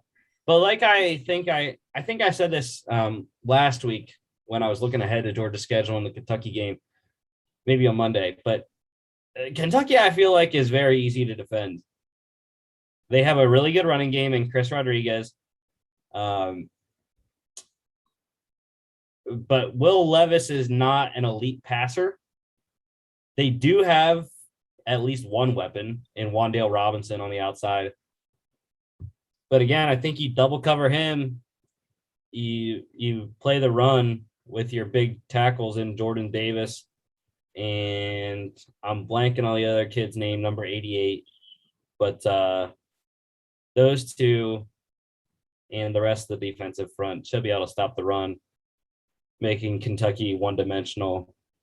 And then I think that sets up very nicely for the rest of the day for Georgia's defense. Still don't know if it's going to be Stetson Bennett or JT Daniels. I tried to look up any update, and there isn't one right now. So we'll have to wait probably until kickoff to see who the quarterback is. But I don't have an issue with Stetson right now until JT is fully healthy. So What happened to him again? he has a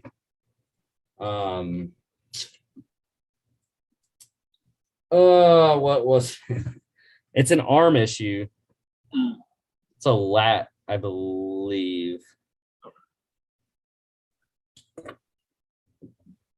Yeah, I believe it's a lat injury.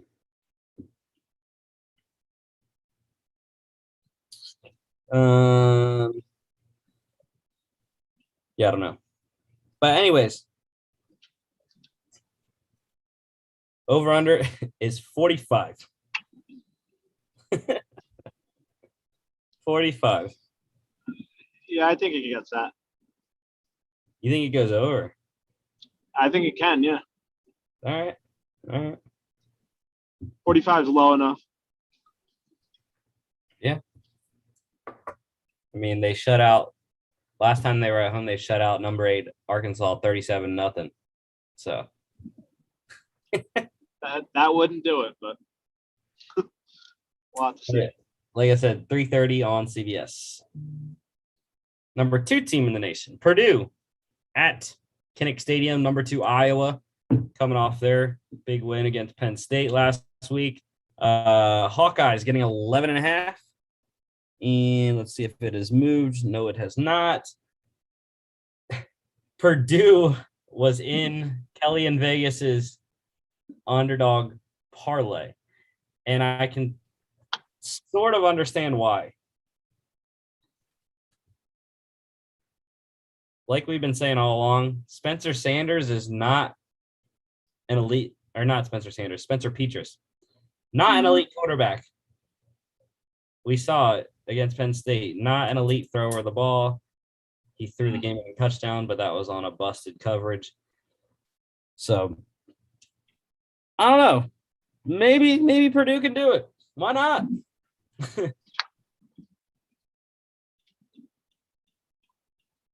Because Iowa's defense is too good, right? Yeah, no, Iowa's winning this one. Yeah, Iowa's defense giving up 13 points per game, but Purdue's defense giving up 15 points, 15.4 points per game. I mean, that would still result in an Iowa win, but Purdue would just cover. I'm just saying, if Purdue is within one score going into the fourth quarter, we got it. Iowa is going to have an issue.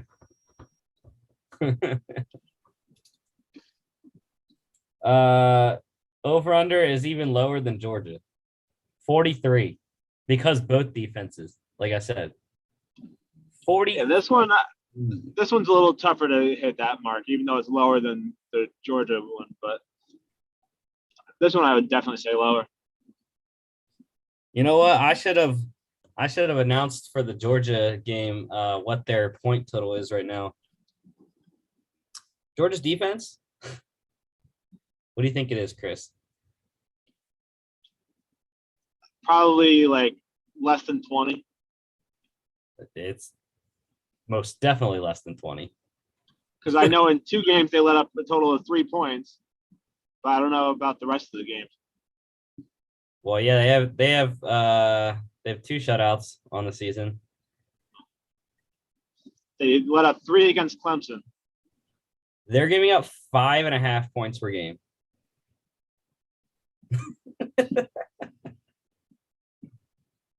Gotta love it. This one is 3:30 on ABC. Number 19, BYU at Baylor. Mark rolled with you on this one.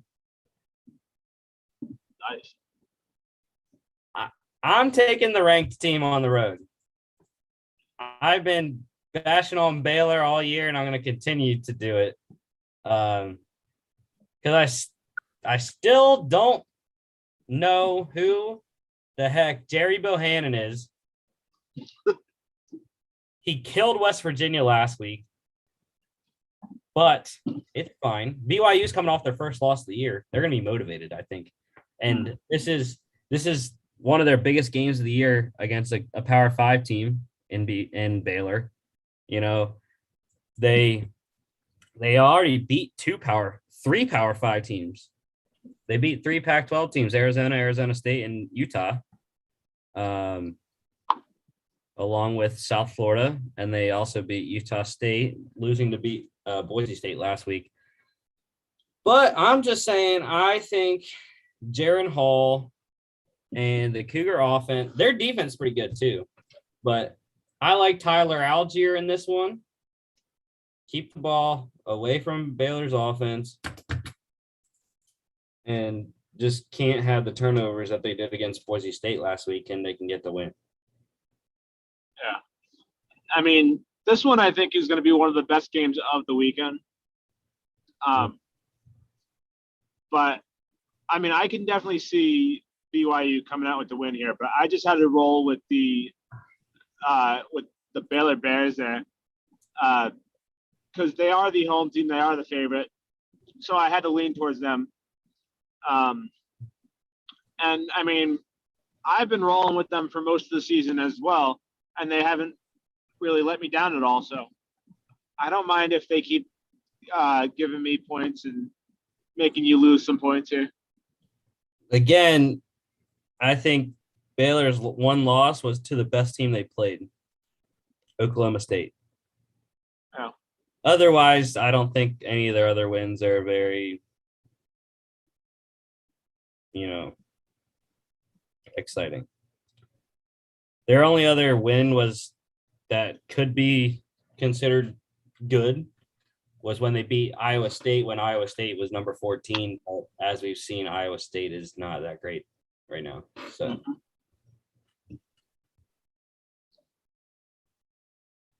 over under is 51. Like the over. Mm-hmm. I don't think it's going to go much over, though, but I think it will be over. 3:30 on ESPN.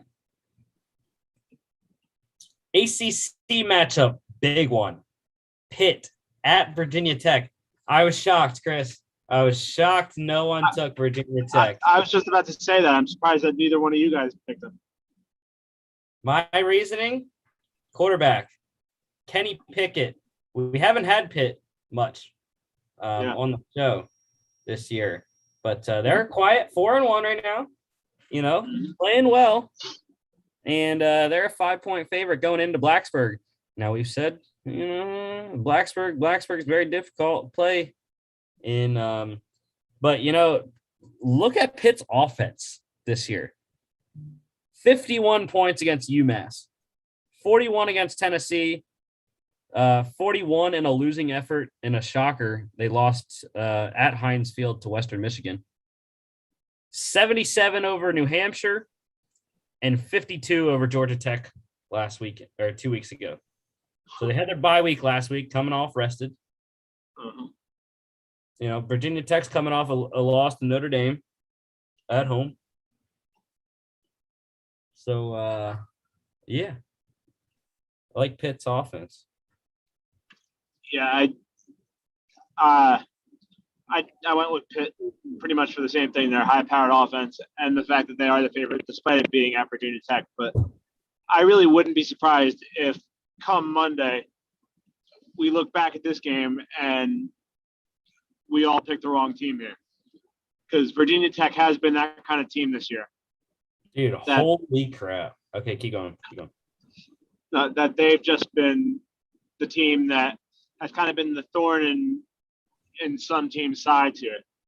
Despite them being 3-2, they have played competitive, I think, in those other two games that they've lost. Dude, holy crap.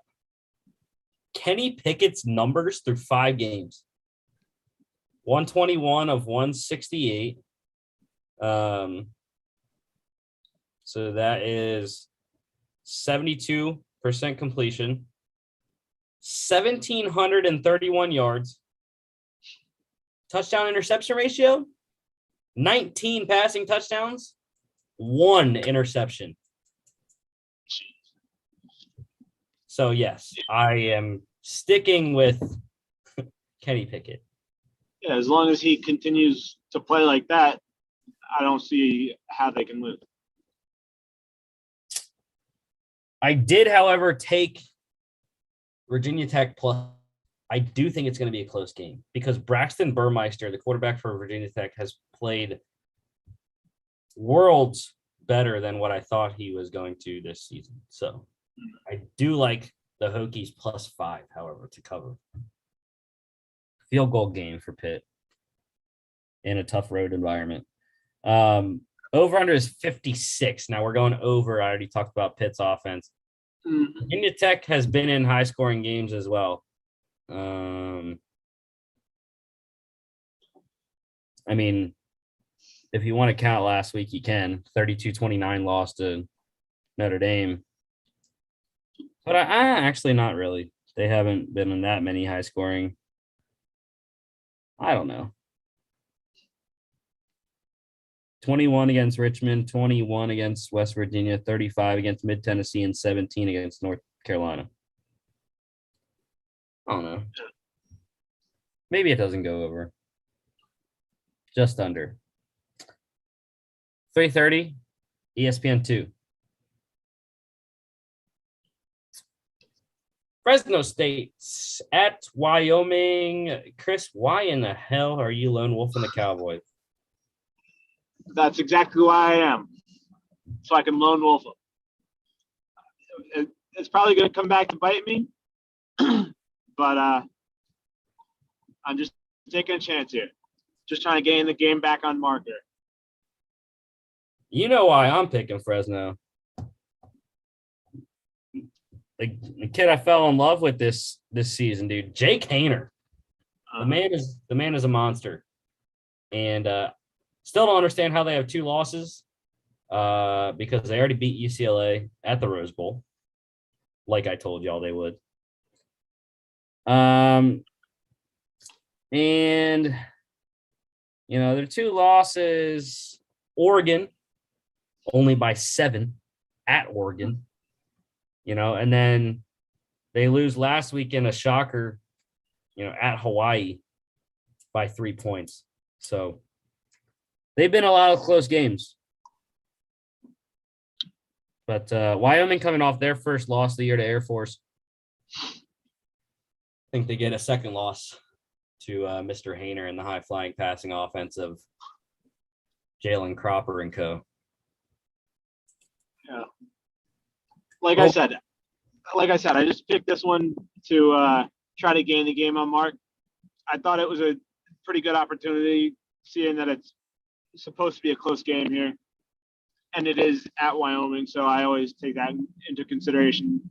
But yeah, I wouldn't be surprised if I'm down another game come Monday.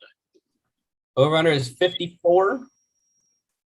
And I'm going over because I think Fresno State's going to score a lot of points. 3:30 FS2. Conference USA Showdown, Rice at UTSA. We are all on the Roadrunners. They are 6-0, going for 7-0 who in their right mind would have seen UTSA at 6-0, let alone 7-0 if they win this one? I don't think there's any if they win this one. They're going to be 7-0. Yeah, they are at home. I just am forgetting if it's them or okay, it is UTSA. I was forgetting which one of them and UTEP played at the Alamo Dome, and it is the Roadrunners. So yeah, in the Alamo Dome, UTSA getting it done. My boy Sincere McCormick. They got Frank Harris at quarterback. Quintez Cephas's brother playing receiver for them as well, Joshua Cephas. So yeah. And they cover. They cover too. 17.5. I'll take it.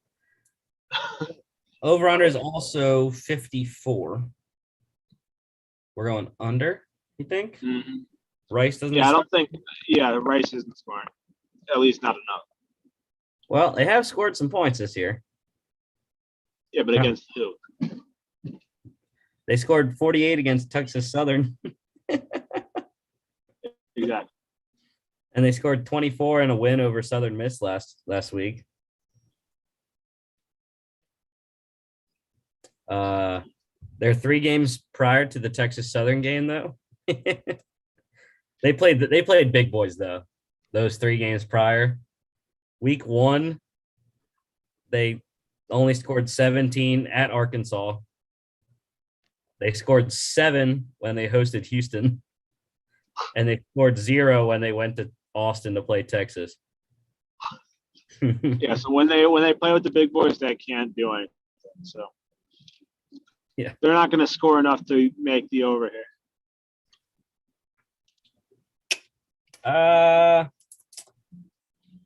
This one is 6 p.m. ESPN Plus. I don't know why I missed the time on the script, but whatever. All right, number 5, Alabama, heading to Oxford, Mississippi, to play Mississippi State. Cowbells will be out. This is a night game in Mississippi State, at Mississippi State. So can Will Rogers make it back-to-back for Alabama? There's no way in hell that Alabama loses this game. Nick Saban will not let that happen. I wholeheartedly agree. I think Bama is going to come out pissed, and they are going to lay the wood on Mississippi State and Mike Leach. I'm kind of surprised that it's only a 17-point spread. Well, it is an SEC game. Granted, Georgia's a 21.5-point favorite against the number 11 team in the country. But it's also a road game for Bama. That's factored into it as well. Oh, yeah. But just like Texas A&M, though, Mississippi State is the other team that is sort of mid to bottom of their division that I feel like has always kind of, irked Nick Saban a little bit and played some close-ish games. Granted, that was more when when Dak was at Mississippi State. Those were kind of when the games were a little bit more closer. But yeah, I think Bama covers 17 easily and they roll. Oh yeah. Over under is 58. Bama's covering it by themselves. I would not be surprised. 7 p.m. ESPN.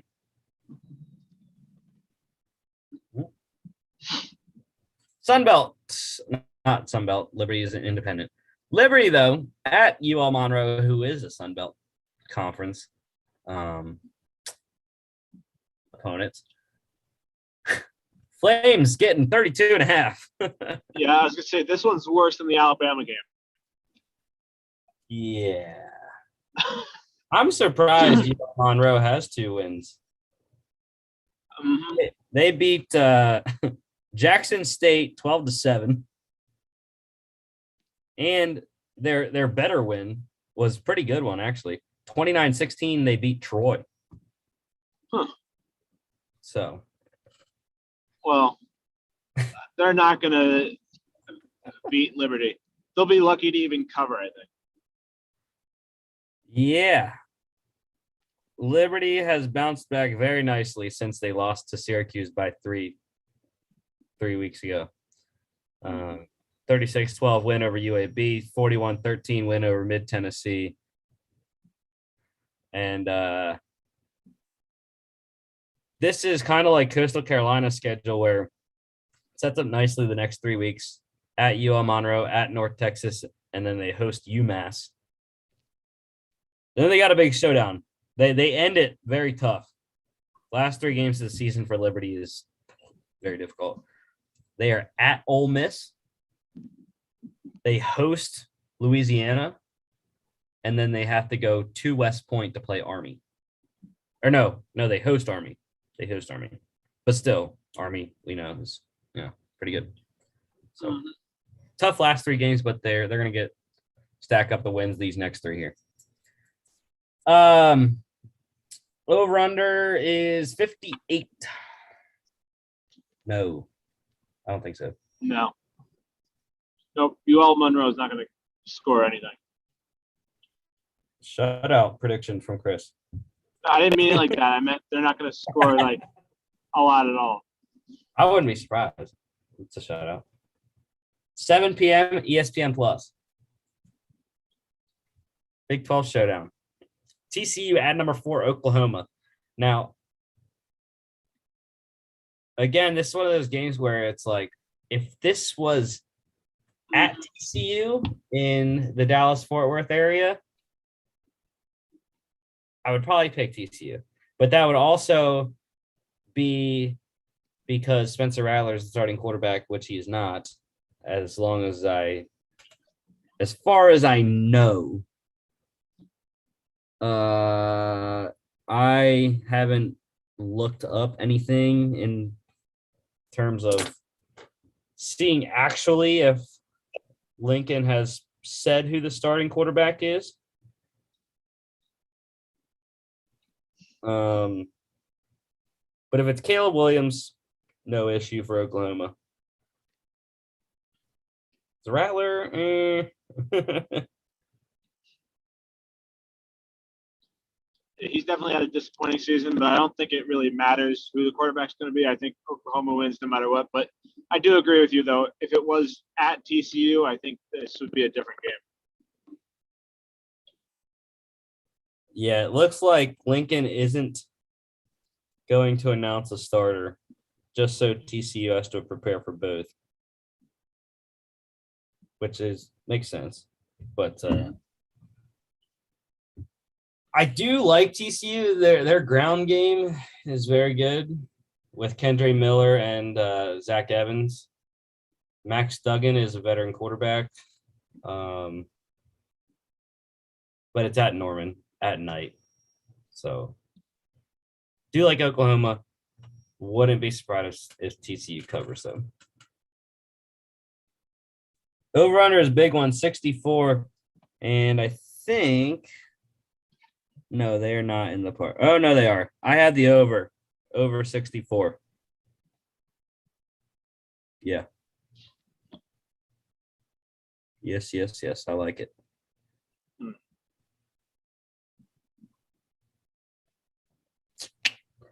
7:30 ABC. Number 13, Ole Miss in Knoxville to play Tennessee. Rebels getting 2.5 here. And we all like them. Mm-hmm. Heisman Trophy favorite, Matt Corral. Hendon Hooker has taken over the reins for Tennessee the last couple of games as the starting quarterback. It's actually kind of weird. This is the first time Lane Kiffin is playing at Tennessee as Ole Miss head coach. And actually, ESPN's Football Power Index is only giving Ole Miss a 46% chance to win. Huh. That's interesting because they are the favorite. So Matt Corral hasn't thrown an interception this year.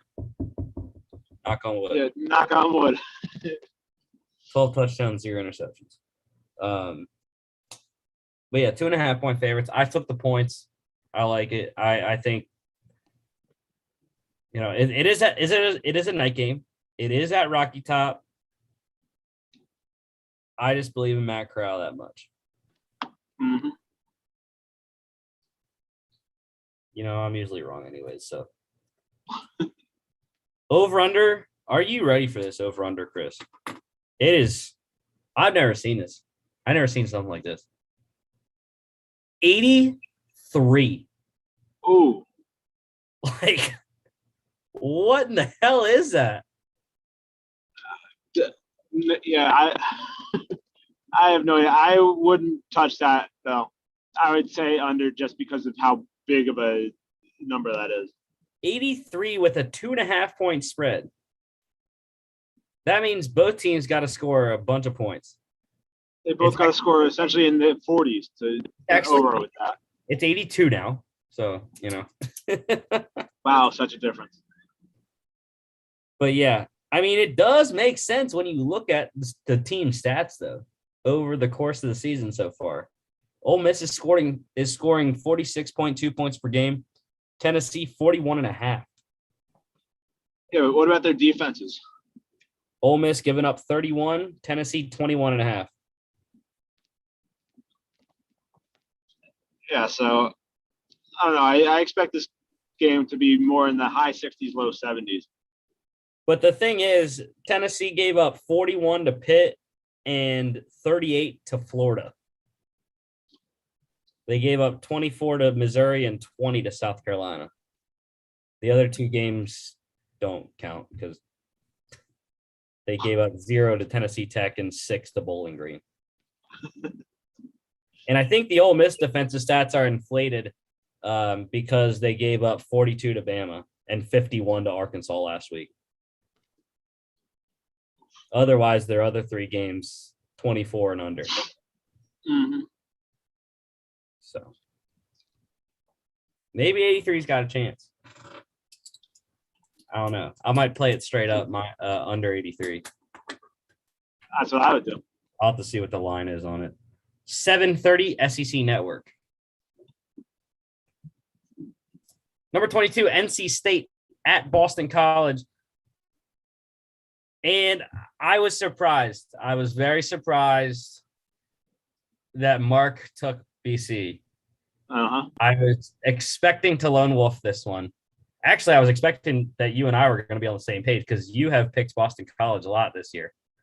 I have, but I've also picked NC State, and I just had to roll with them because despite it being up in Boston, NC State is the favorite right now, and I just think that NC State overall has played the better competition this season and has played the better football in general this season.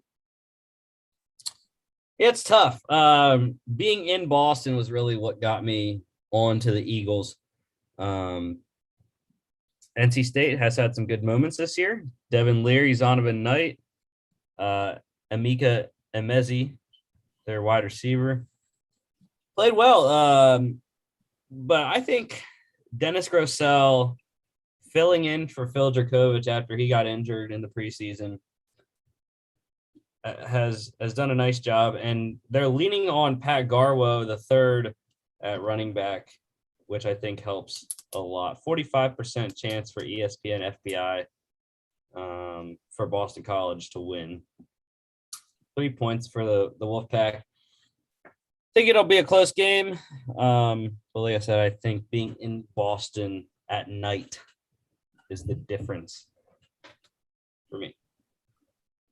Wait, so Mark actually picked this one? He didn't just roll with somebody? Yes, I believe. Huh. So yeah, it's very interesting that he didn't pick NC State there. Yeah, he did pick BC. Yes. You know what though? Mark has not picked a dog. He has not lone wolfed yet this season Nope. until later. You'll see in a couple games. He did lone wolf actually this year.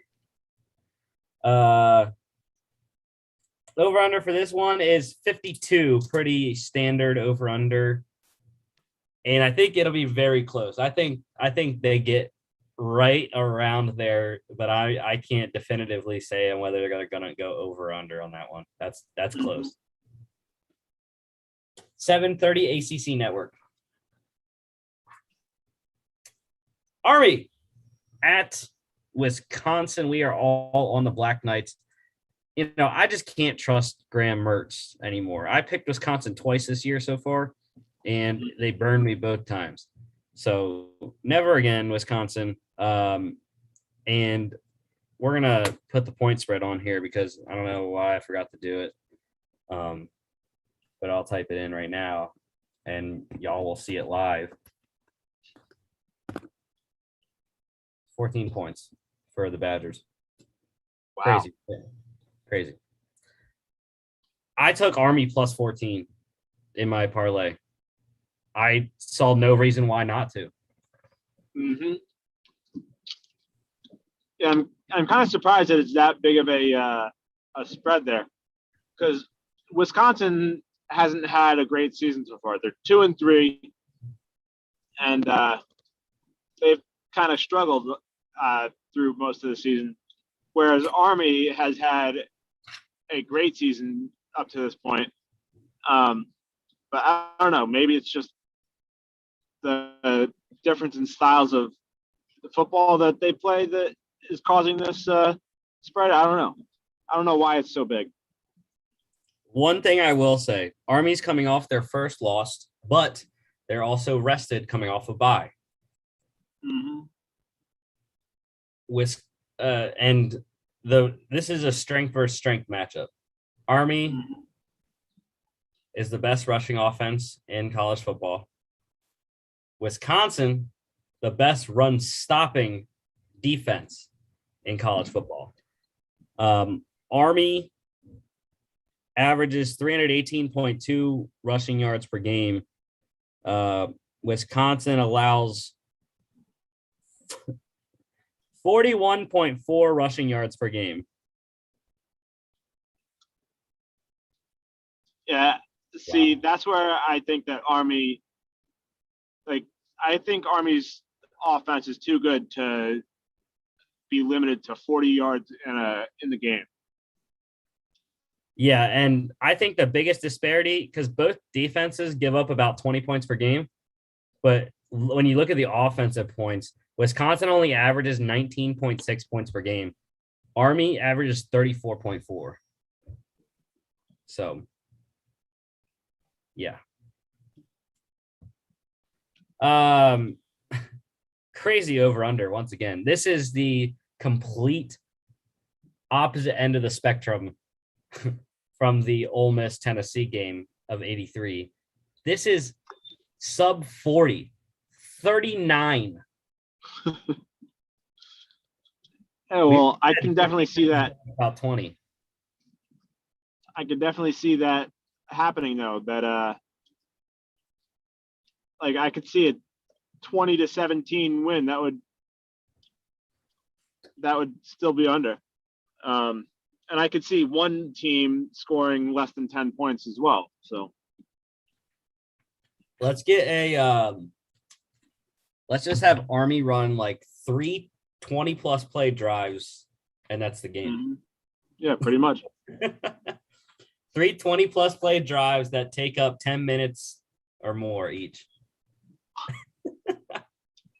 That's almost 3 quarters right there. Mm-hmm. Or I guess, well, if they take 10 minutes each, it'd be a whole half. Yeah.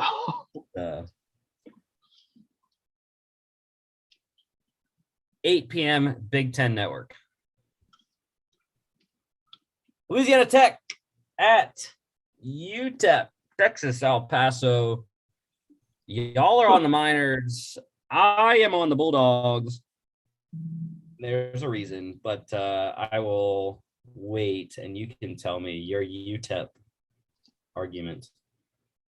Well, honestly, I this game was part of the last ones that I picked that you kind of just sent the matchups. You didn't send like the records or the spread or anything. So I kind of I didn't look into it. And so I just kind of selected the teams. But I still would have gone with UTEP when I looked at the records and stuff. But yeah, it's at UTEP. I already mentioned that UTEP has a much better record. I don't know. LA Tech, I don't know. I don't know. I mean, maybe you could tell me why they're the favorite in this one, but I'm kind of confused as to why they would be. Because UTEP hasn't played anyone, and La Tech has. UTEP has played New Mexico State, Bethune-Cookman, Boise State, which is their only loss, and they got destroyed 54-13. New Mexico, Old Dominion, and Southern Miss. La Tech, on the other hand, while being 2-3, they lost to Mississippi State by 1 point. They barely beat Southeastern Louisiana by 3. They only lost to SMU on a Hail Mary, lost by 2 points. Then they beat North Texas by 7, and they lost by 7 to NC State. So they are very much battle-tested and have lost. Their 3 losses have all been within 3 points to Power 5 schools. Mississippi State, or not all Power 5, SMU's in the American, whatever, Power 6. But yeah, Mississippi State, SMU, and NC State all by less than, or no, NC State was a 7-point loss, but still 1 score to 3 pretty good programs. So that's why I'm taking them.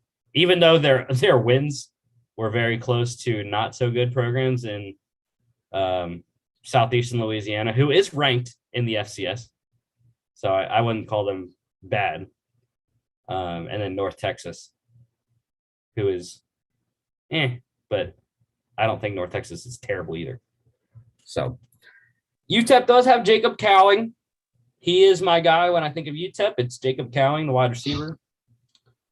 La Tech, though, they have West Virginia. And I think he had one other stop before he got to,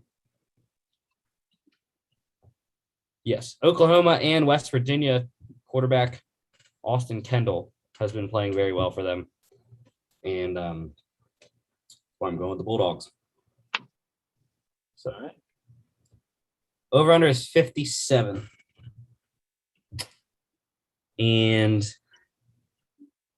wow, that's crazy. Team stats. Louisiana Tech scores 33 points, 33.4 points per game. They allow 33.4 points per game. Exactly. That's weird. I've seen something like that. But yeah, I don't know. It might be high scoring. La Tech's giving up a lot of points. Mm-hmm. But yeah, 9 p.m. ESPN Plus. Mountain West Air Force at Boise State. No one is on the Broncos at home on the blue turf. I was close. I was close to taking him. I was, but Mark rolled with me. Obviously, it didn't matter because I didn't take Boise State. But I just like what Air Force is doing. Hazik Daniels and Brad Roberts, the quarterback and the fullback.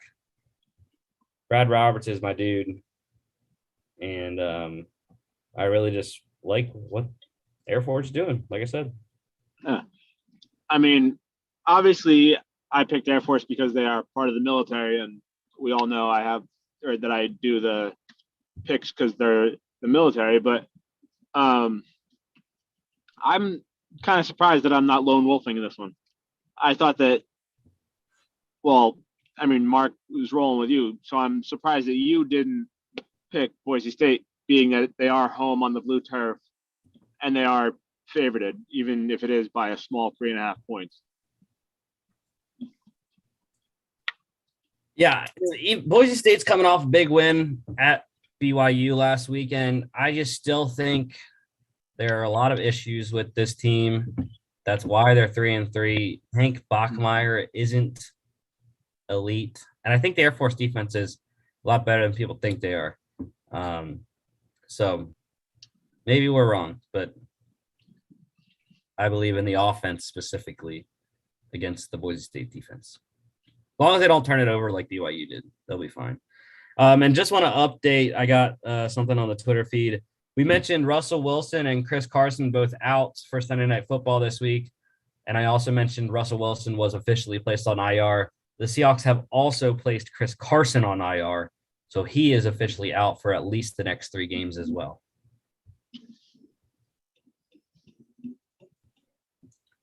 Another fantasy running back down the drain. They're already a dime a dozen, and now they're even. I know, and Alex Collins is already taken up by everyone. Well, I think I had him in our dynasty, and I think I dropped him already. So he's out there again, I think, in our dynasty, unless somebody else picked him up. I'm sure someone took him. I'm sure. People, once they hear a little bit of news, and then it's like, boom, boom, boom, get him. Well, I played him last week, and he didn't do all that great, so I dropped him again and picked up Devin Booker again. Well, he's not going to do great this week either. They're not going to be able to do anything on offense against the Steelers. But we'll talk about that. Over under in this one, 52. Under. Yeah. 9 p.m. ESPN Plus. Number 18, Arizona State, 5-1 at 3-2 Utah. And look at Mark, his first lone wolf of the season for college, anyways. Taking the Utes at home. Look, I've said how I feel about Jaden Daniels before for Arizona State. But I don't trust Charlie Brewer for Utah either. So I'm going with the ranked team and Herm Edwards. And also, I have really been impressed by the running game for Arizona State, Rashad White specifically. And, I guess Brewer's not even playing because Cameron Rising is there. Oh, yeah, I think Brewer got hurt. That's right. Cameron Rising is their quarterback sophomore. 7 touchdowns, no interceptions. Well, we're not knocking on wood for that one, Chris. So. Oh, yeah. But it is a pick'em game still. So, yeah, I'm just going with the team that's hot right now in Arizona State. Mm-hmm. Yeah. Yeah, I just went with them because they are the ranked team and they do have the better record despite being away. And yeah, like you said, they're the hot team right now, so I'm rolling with them. Yeah, they've scored quite a bit amount of points. Besides their loss to BYU in Vegas, they've scored 41, 37, 35, 42, and 28.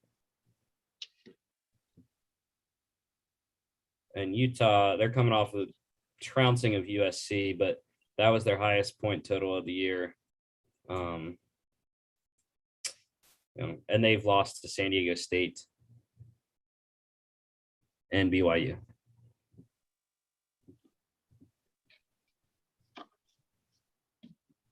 Over under is 51, and I'm going over.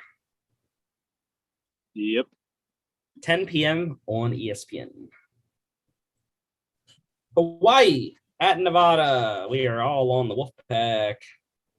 Love Carson Strong. He has been fantastic for Nevada. They are still trying to go win the Mountain West this year. 14-3 touchdown interception ratio for Carson Strong, 1,595 passing yards. Yeah, this is another game that if it was in Hawaii, I think I would have went with them, because Hawaii, I feel like, is notorious for the team that they kind of just play spoiler all season, especially when they play games at home because of the whole At travel midnight. Midnight Eastern, Yeah. they usually play when they play at Hawaii. So, yeah, if this game was in Hawaii, I think I'd be rolling with Hawaii. But yeah, being at Nevada and being that Nevada's had such a good season so far, you already mentioned a couple of the names. I'm rolling with them. Over under high, it's 61. I'm gonna go under. I don't believe that Hawaii can score enough. I think Nevada's gonna score in the 40s because I am very confident in that offense, but I'm just not so sure about Hawaii and how much they can score. So I'm gonna go under though. Yeah, that's what I was gonna say too. I definitely believe in Nevada's ability to score, but I don't really know about Hawaii. Chevin Cordero and Calvin Turner. That's all you need to know. But I don't know. Yeah. 10:30, CBS Sportsnet. FCS game of the week. Number 22, North Dakota at number 4, Southern Illinois. We are all on the same team again. I don't think we've wavered at all on our FCS picks this year. And I think we should have had a separate standings for the FCS games, but like you said, it wouldn't have mattered because I think we've been on the same team every single and I think game we've only lost once, which was last week when SIU upset South Dakota State. So now we're rolling with our loss from last week and taking the team that beat us. So yeah, Nick Baker has been outstanding for the Salukis. And yeah, I mean, North Dakota's had a rough go this year. They haven't been the same.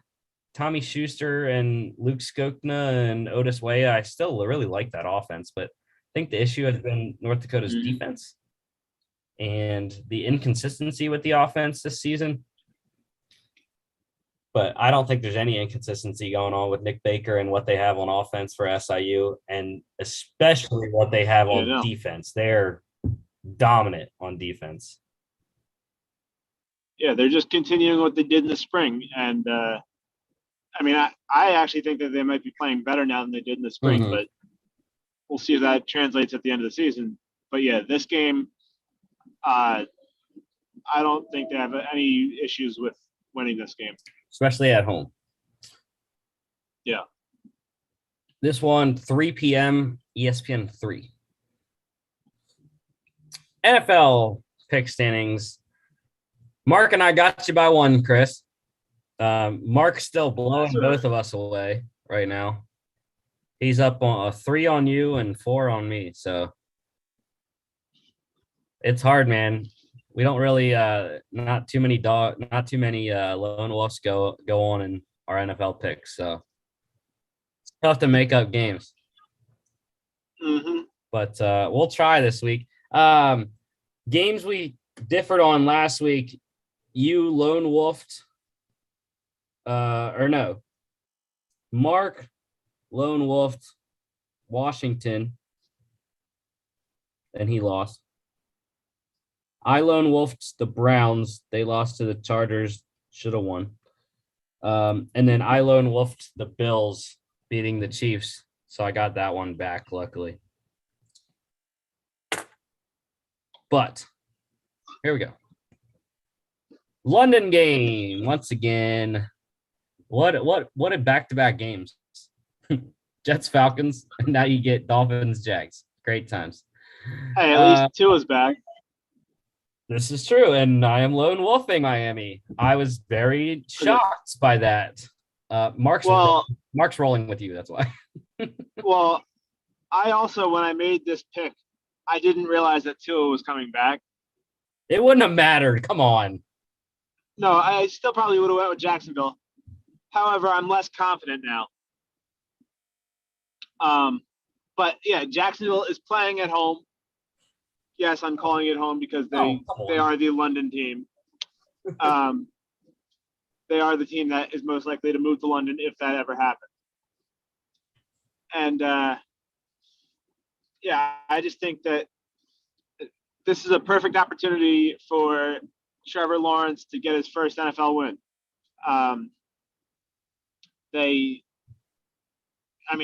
Even with or without Tua, the Dolphins have struggled pretty much all season.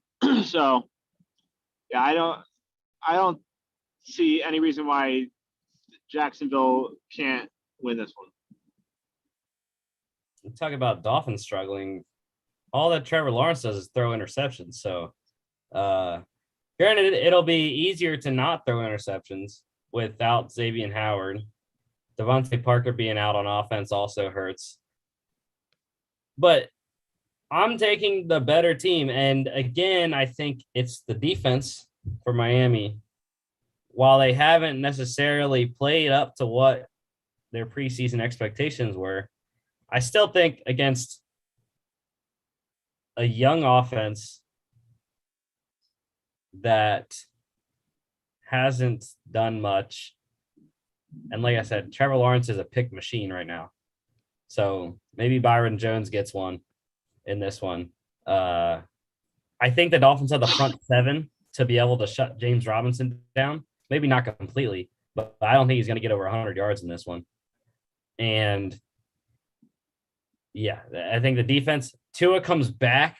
I think that's definitely an upgrade over Jacoby Brissett.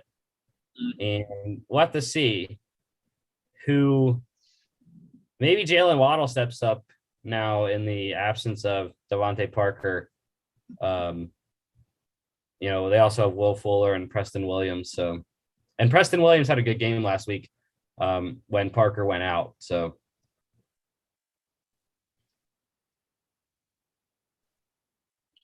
over under is 47.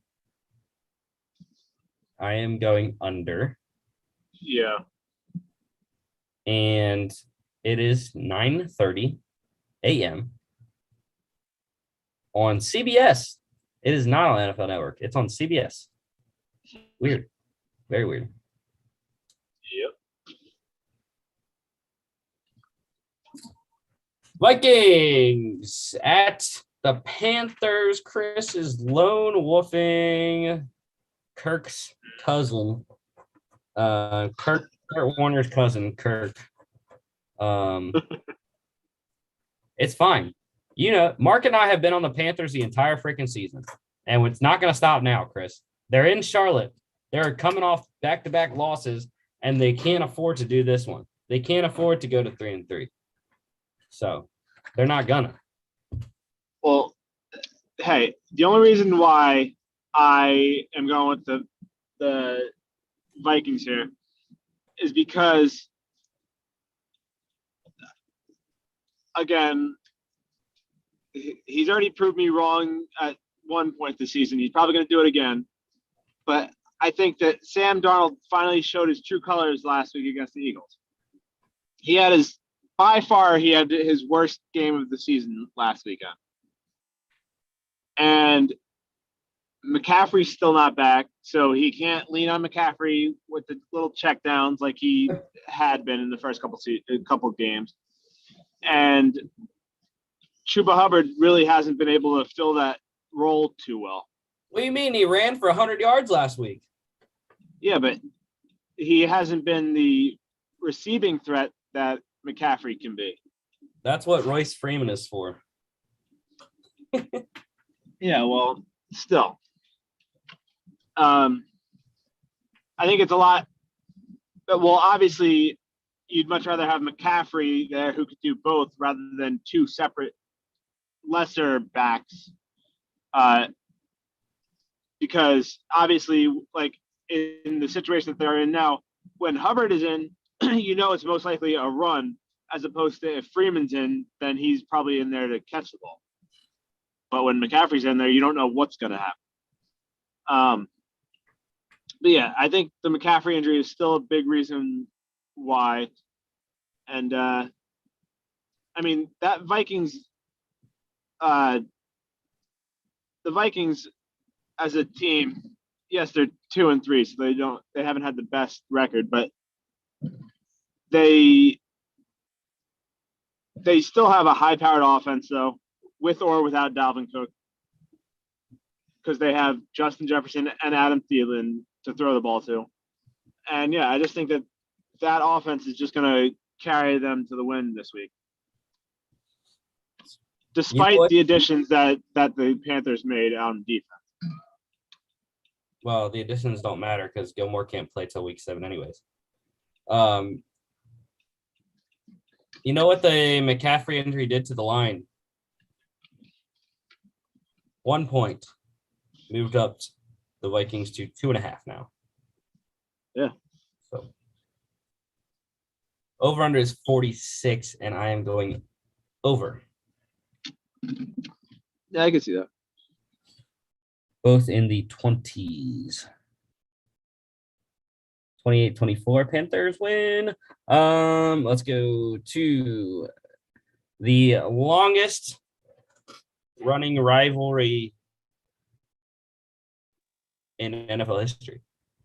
Packers at the Bears at Soldier Field, and no one believes in Justin Fields. So no, I mean, it's not so much I don't believe in Justin Fields, which I don't, but that's not the reason why I picked the Packers. I'm a believer in Aaron Rodgers and Devontae Adams. And Aaron Jones, for that matter. But I've got personal stake here with the Packers because Devontae Adams, I have him on my fantasy team in our Keepers League. And also in our preseason picks, I have the Packers winning the Super Bowl. So, yeah, I'm going to ride with them pretty much all season. Yeah, I have been impressed by the Bears defense. The Bears defense has been playing a lot better recently, and I will give them that. But yeah, Devontae Adams, different animal here, and Aaron Jones. Over under. Also, I called it with the Bears too. I called that Matt Nagy was just bullshitting when he said that Andy Dalton was going to be the starter when he came back. Over under is 44. I think he can get to that. So I didn't realize I had Nick Chubb in our keeper league. Oops, I gotta sit in. Who am I gonna play? Yeah, I gotta change mine around too. I gotta decide who I'm putting in. Looks like I'm rooting for the Bears now, Chris. Khalil Herbert is my new starting running back. Otherwise, it's Sony Michel because Elijah Mitchell's on a bye. You know, I gotta decide if I want to put Booker or Jamal Williams in as my starter. Yeah, I gotta figure out if I want to put whenever our trade goes through tomorrow. I gotta figure out if I want to keep Renfro in or start Sammy against the Chargers. I don't know. But anyways, yeah, I already said over under 44. I don't really know. I have no clue. Under. Yeah, sure. Bengals at the Lions. Remember when this used to be an 0-5 versus 0-5 type matchup, Chris? This used to be one of the trashiest matchups you could ever get. But it's not anymore. And the Lions are a lot better than their 0-5 record shows. Mm-hmm. But Joey B to Jamar Chase is something else right now. And the Lions are down like 5 corners. So yeah, I think this might turn into an ugly game. But yeah, the Bengals are gonna win this one. Like I said, I don't think it's gonna be a close game, so we'll have to see. But All right, you keep going. I'll be back in a second. All right. Yeah, I mean, I'm perfectly fine with the Bengals getting up a lot of points because, I got TJ Hawkinson, DeAndre Swift, and I think in a league I'm even starting Amon-Ra St. Brown just because I have to, and because I think he's going to get enough of the target share that that can suffice him to, because Tyrell Williams isn't back yet, and Cephas just got injured, so I think that sets Amon-Ra St. Brown up very nicely for a large workload with Jared Goff being down a lot usually in every game. So over under for this one is 47. I actually like the over. Like I said, I think the Lions are a lot better than their own 5 record suggests. And the passing game with Jared Goff has been really a nice garbage time fantasy points every week. So let's go over 47. Shocking, you'd have never thought the Colts would be 1-4 at this point, but this AFC South matchup, 1-4 Texans at 1-4 Colts and Indy. But it's also weird because you wouldn't think that a 1-4 team against another 1-4 team would be a 10-point favorite, like the Colts are. And I'm not saying I'm taking the 10 points because the Texans have actually shown a consistency to cover double-digit spreads. But Indy showed a lot last week, and I think it continues against the porous Texans defense. And I'm really looking forward to another massive day for Jonathan Taylor.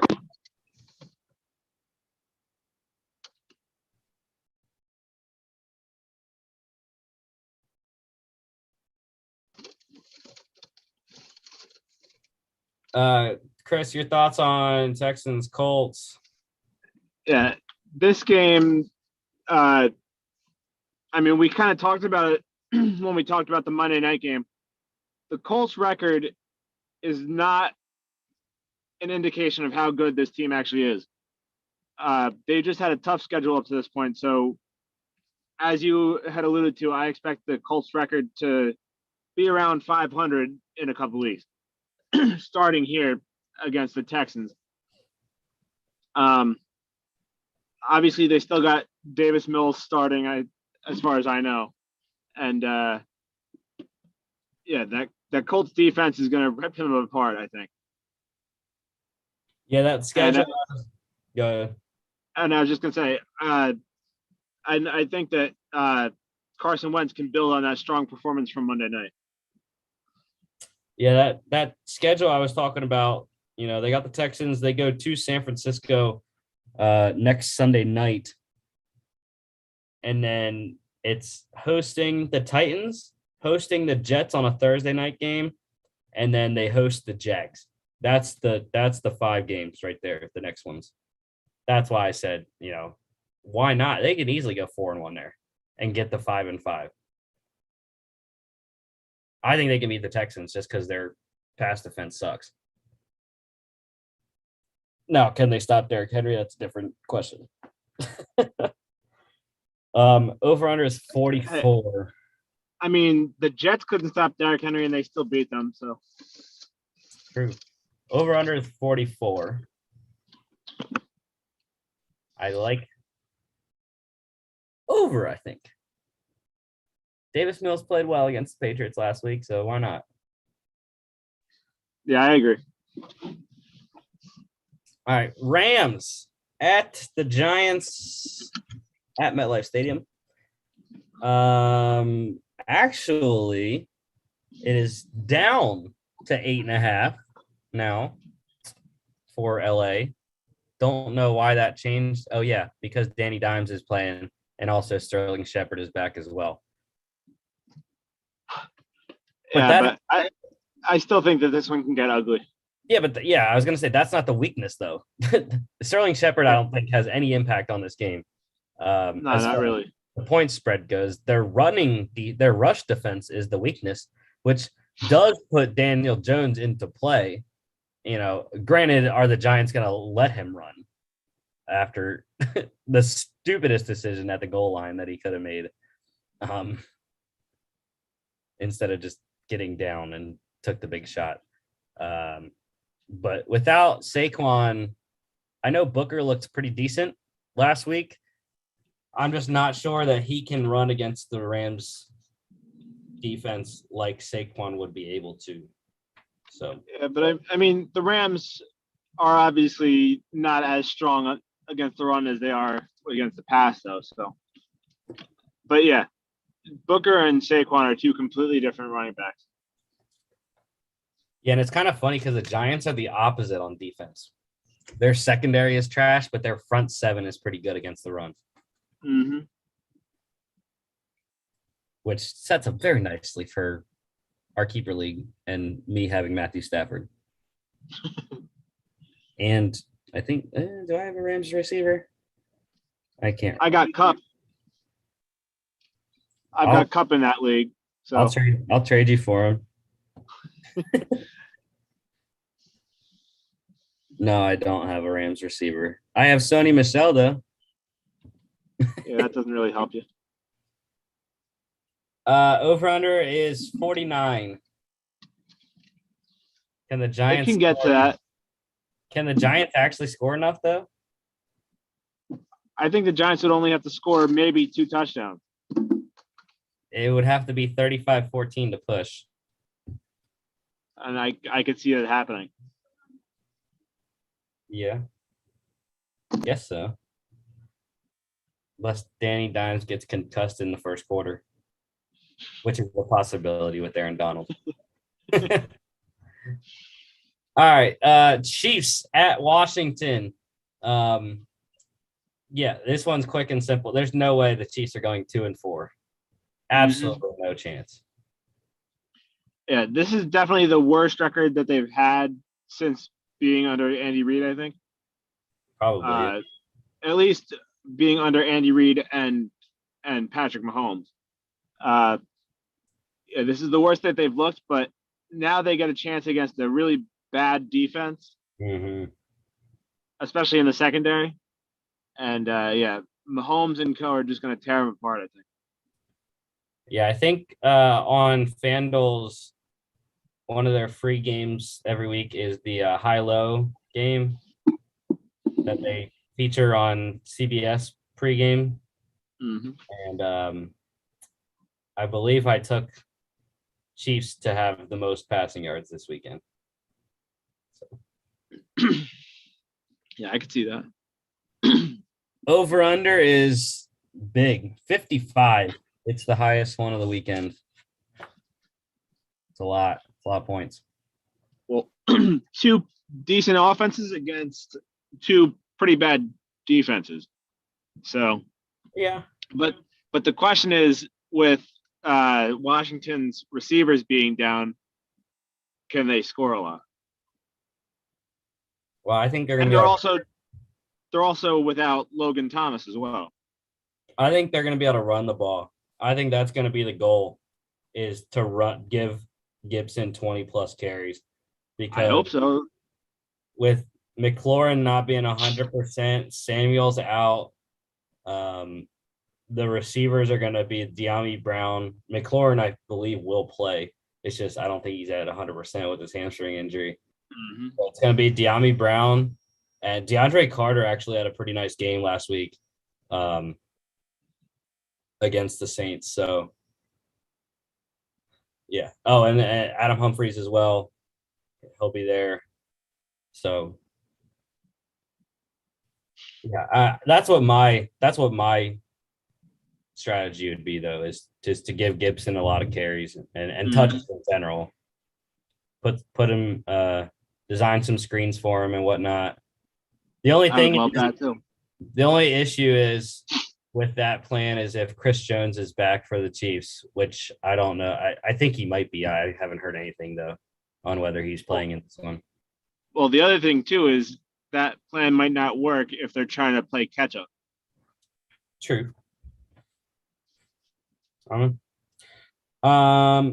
Yeah, let's go to, I think, the best game of the week. Maybe not. Definitely close between this one and the next, the between this one and the one after it. But Chargers at Ravens. The surprise no one took the Ravens. Wow. Well, just like I said with the Packers, the Chargers are my number one seed in the AFC, so I'm rolling with them as much as I can. And Mark was with me on this one, but it didn't matter. As great as Lamar looked on Monday night, coming back, I just think the Chargers, for one, they have a better defense than the Colts do. And for two, I think it's going to be a very good game, high scoring, just like the game was last week against the Browns. But we know, I mean, Herbert has been an absolute stud this year. Mm-hmm. So, I mean, this could be, if Lamar has to do what he did on Monday, I mean, what a show we could be in for. Yeah, but that's the thing. Can he do what he did on Monday again? Because last week or Monday was the first time I've ever seen him be an actual quarterback, I think. Mm-hmm. So can he build off of that and repeat that kind of performance? And are the Chargers now going to protect the pass a lot more than they would have in a normal game against the Ravens? Yeah, I think that would be my game plan if I'm the Chargers defense. I would go into coverage more, because at this point it seems like the only consistent running threat is Lamar. Now, granted, we know Lamar can take it to the house in the blink of an eye, but I think if you're spying, if you just put a spy on Lamar every play and drop in coverage and just rush for one, you have Joey Bosa. So you should be able to get there on a handful of occasions, at least hit him. Mm-hmm.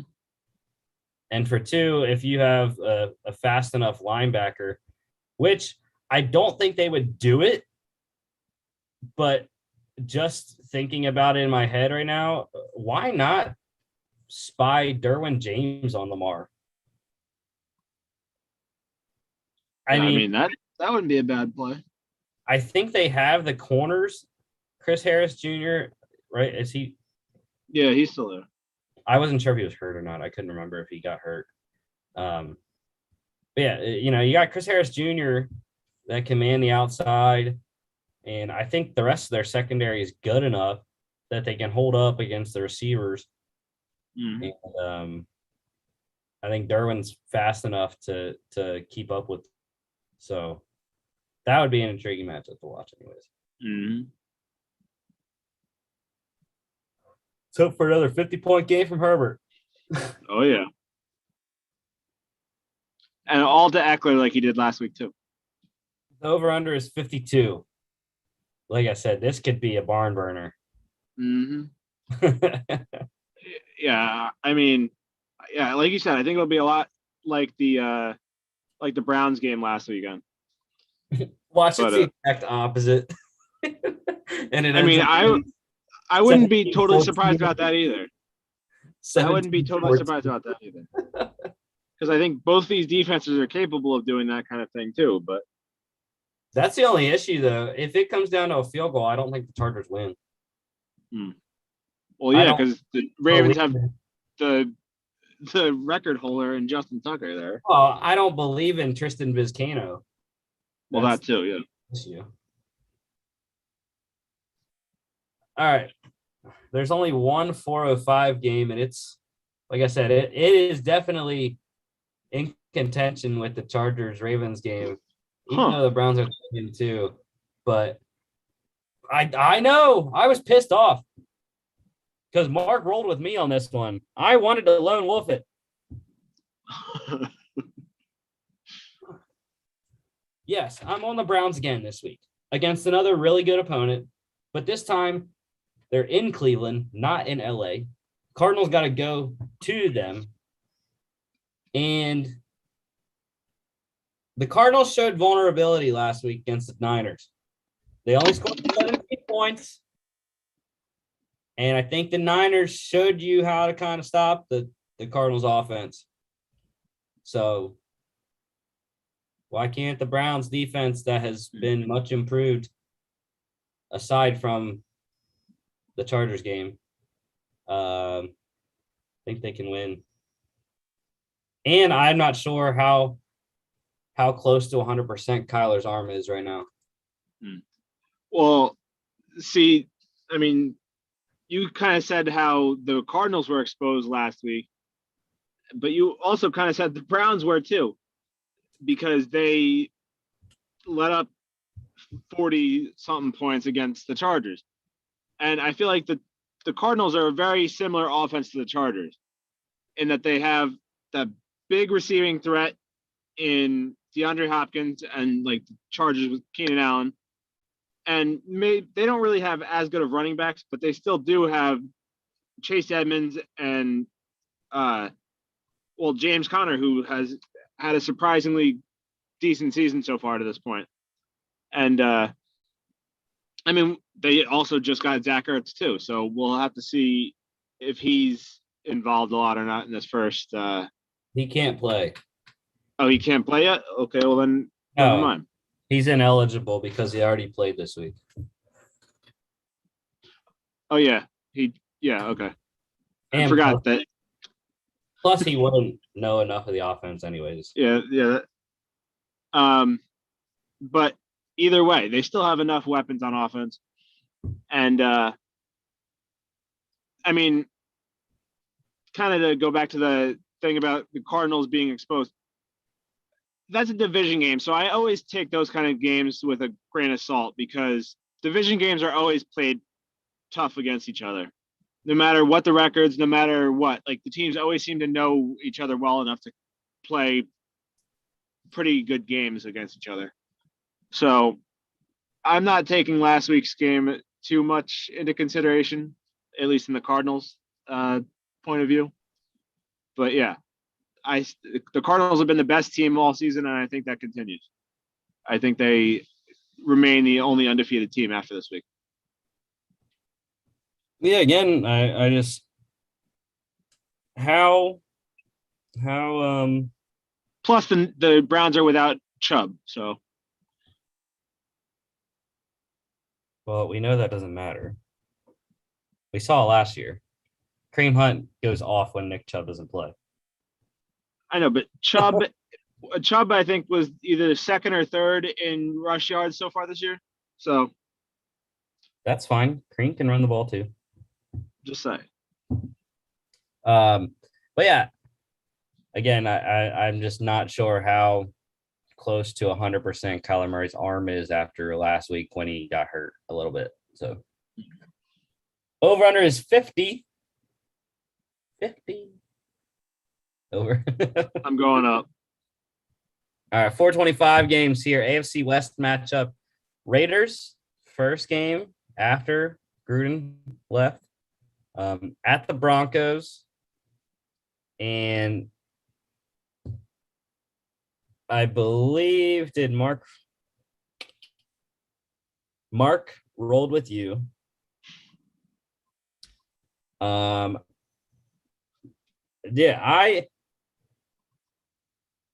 I like the Broncos because it's the first game without Gruden. Yeah, That's see, See, I thought about that, but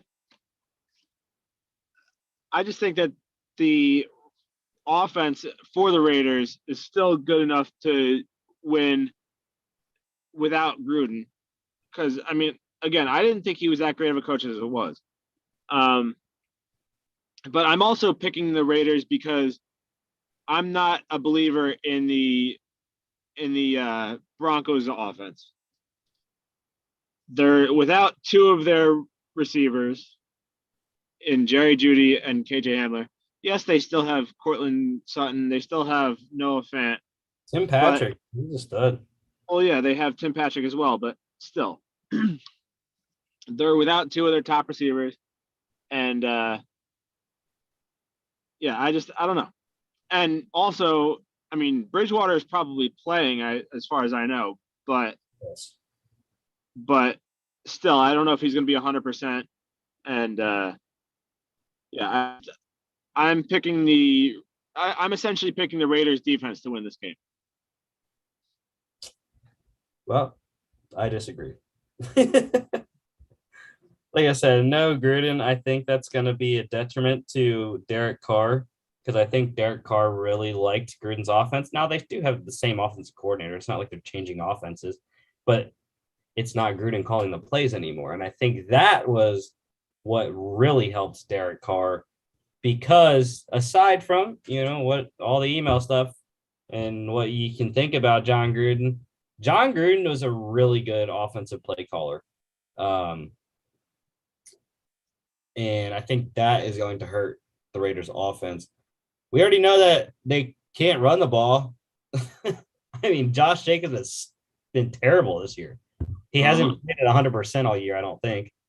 And the Broncos have a good front seven and a good defense overall. So I think the inability to run the ball is going to be tough on the receivers. Granted, I'm still starting Hunter Renfrow in fantasy because Derek Carr loves Hunter Renfrow. So why not? But yeah, I think the Broncos defense can get it done. And the Raiders are going to lose this one, but I don't think they're necessarily out yet. So over under is low, 44. 44. Yeah, and I think this is going to be a defensive game, so I'm going under. I concur.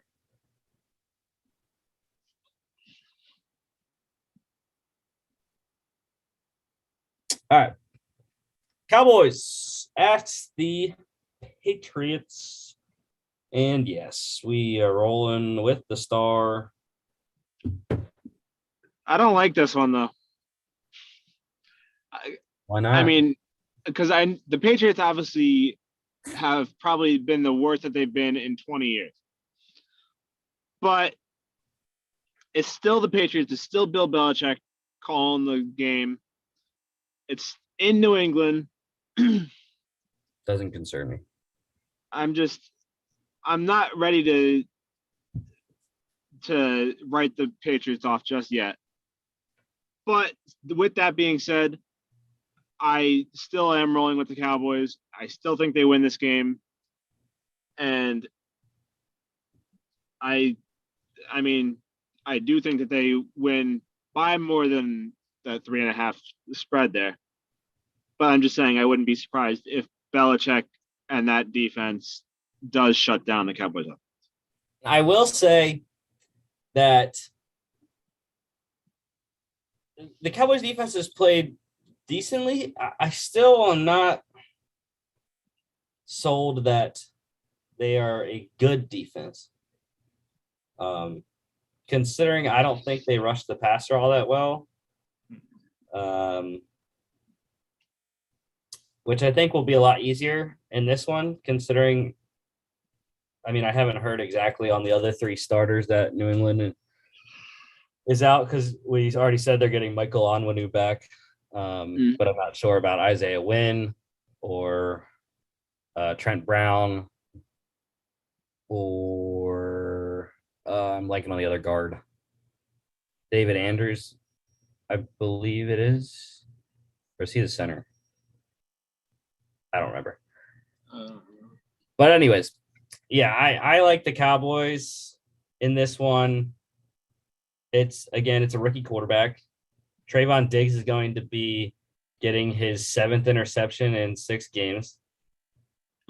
And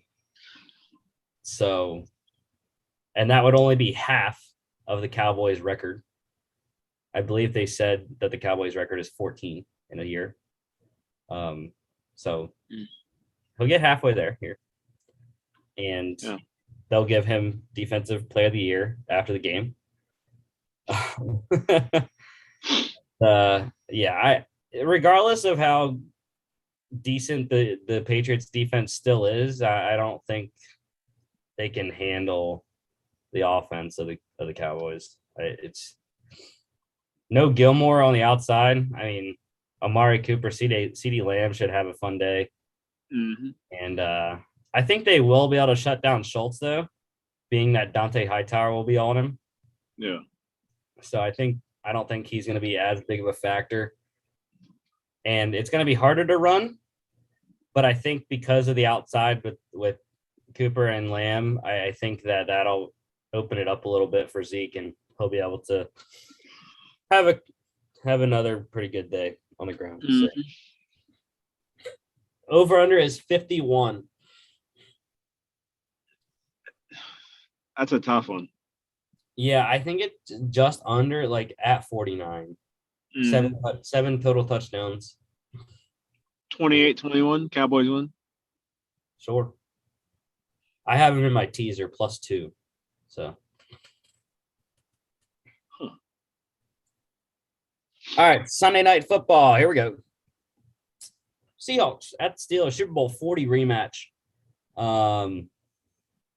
Yeah. Geno I Smith. wish they could flex these games because this is not going to be a good game.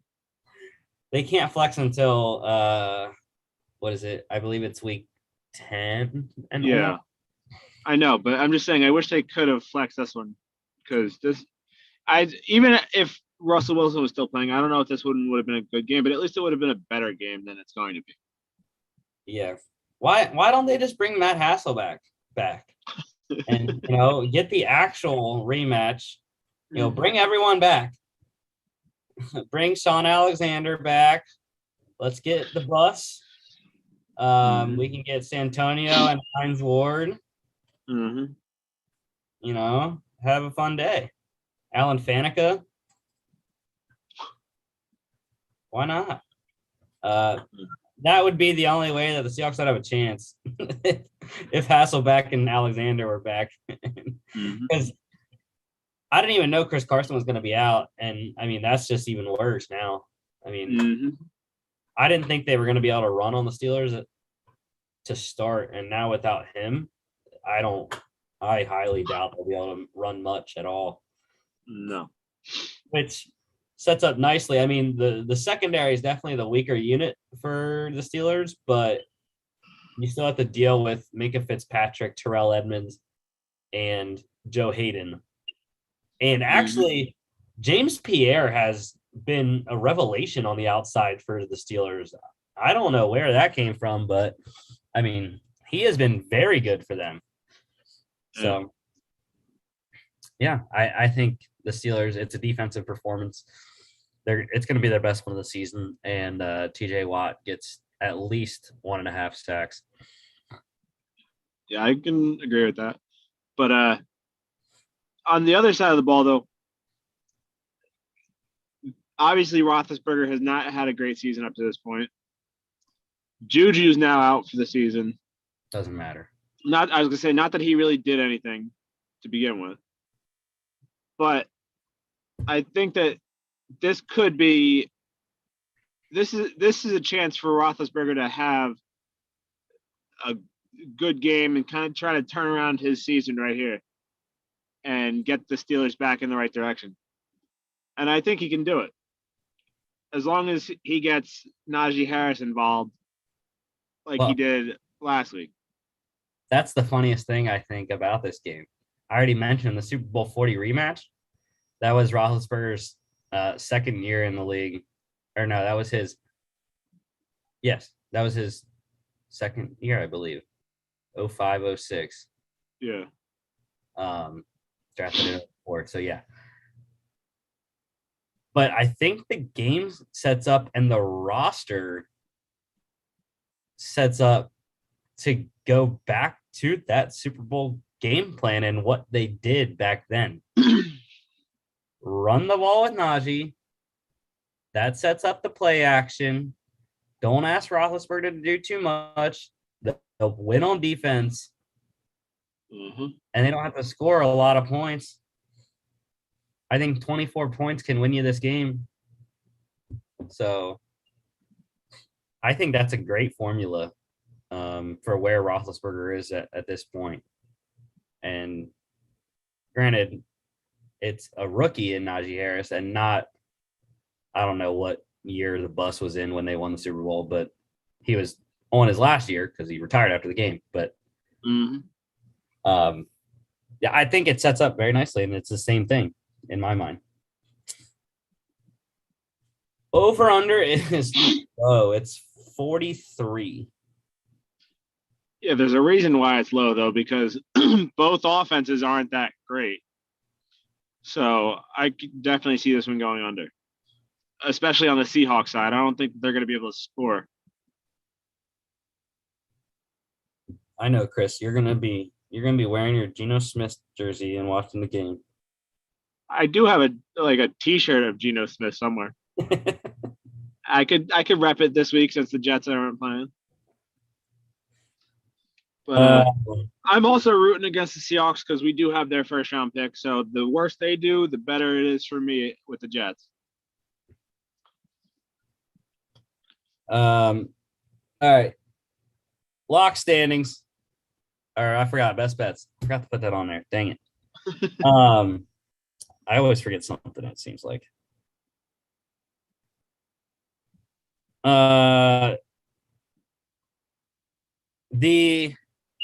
Yes, I went 2-1 again last week. So we're getting there. We're getting closer to 500. And I was right about the Lions +10. I was so happy I got that one right. Lions +10. I also got the Cardinals -5. Should have had Panthers -3 because they should have freaking beat the Eagles, but one blocked punt changes the entire game. And also the non-touchdown on the snap over the head of Jalen Hurts when they got a safety instead of a touchdown. That's your 5-point swing right there anyways. So, yeah, I'm going back to the Panthers though. +1.5. They're at home against the Vikings. And like that one, I already said my reasonings. +1.5 is essentially money line anyway. I hate +1.5, but I already picked them to win the game, so I'm going with them. -3.5 at New England for the Cowboys. I already said about that. Really like the space there. I know you're skeptical going up to New England for them, but like I said, I don't think it's going to be an issue with what they have on offense and how they're rolling right now. And then -5 versus the Seahawks for the Steelers on Sunday night. I think the defense plays very well. Offense gets going. The only issue they're going to have running the ball is what's his face? Big nose tackle. Geno Atkins? No, Dunlap, I mean. No. He's a DN. I think it starts with a P. I can't remember. I don't know. I can't remember. I can't think of it. It's like Powoo or something like that. But yeah, that's the only issue I could see them having. Yeah, I mean, I agree with you on 2 of these 3. We already did our picks, and obviously I picked the Vikings in that game. Couldn't afford. Yes. But yeah, I would be shocked if you didn't win the Steelers bet. Again, like I said, with the Cowboys, I'm so about that. I do think the Cowboys win the game, but I could see it being a close game. I could see it being a field goal game. So that would then mean that the Patriots would cover. And obviously I think that the Vikings are going to win that game. So I don't know. We'll see. But I definitely think you have one lock there and the other 2 are up in the air. But I definitely think you're going to go at least 2-1. You have a chance though at winning all 3. All right, now of course we say that though. We say that though, and you're going to go 2-1, but the one you're going to lose is the Steelers. Now let's get to the lock standings. We all won again last week. We're all 5-1 still. So, last week locks were you hit the Patriots. Who'd they play last Just week? barely against the Texans. Texans. And then Mark and I, we were on the Cowboys, and they beat who they beat?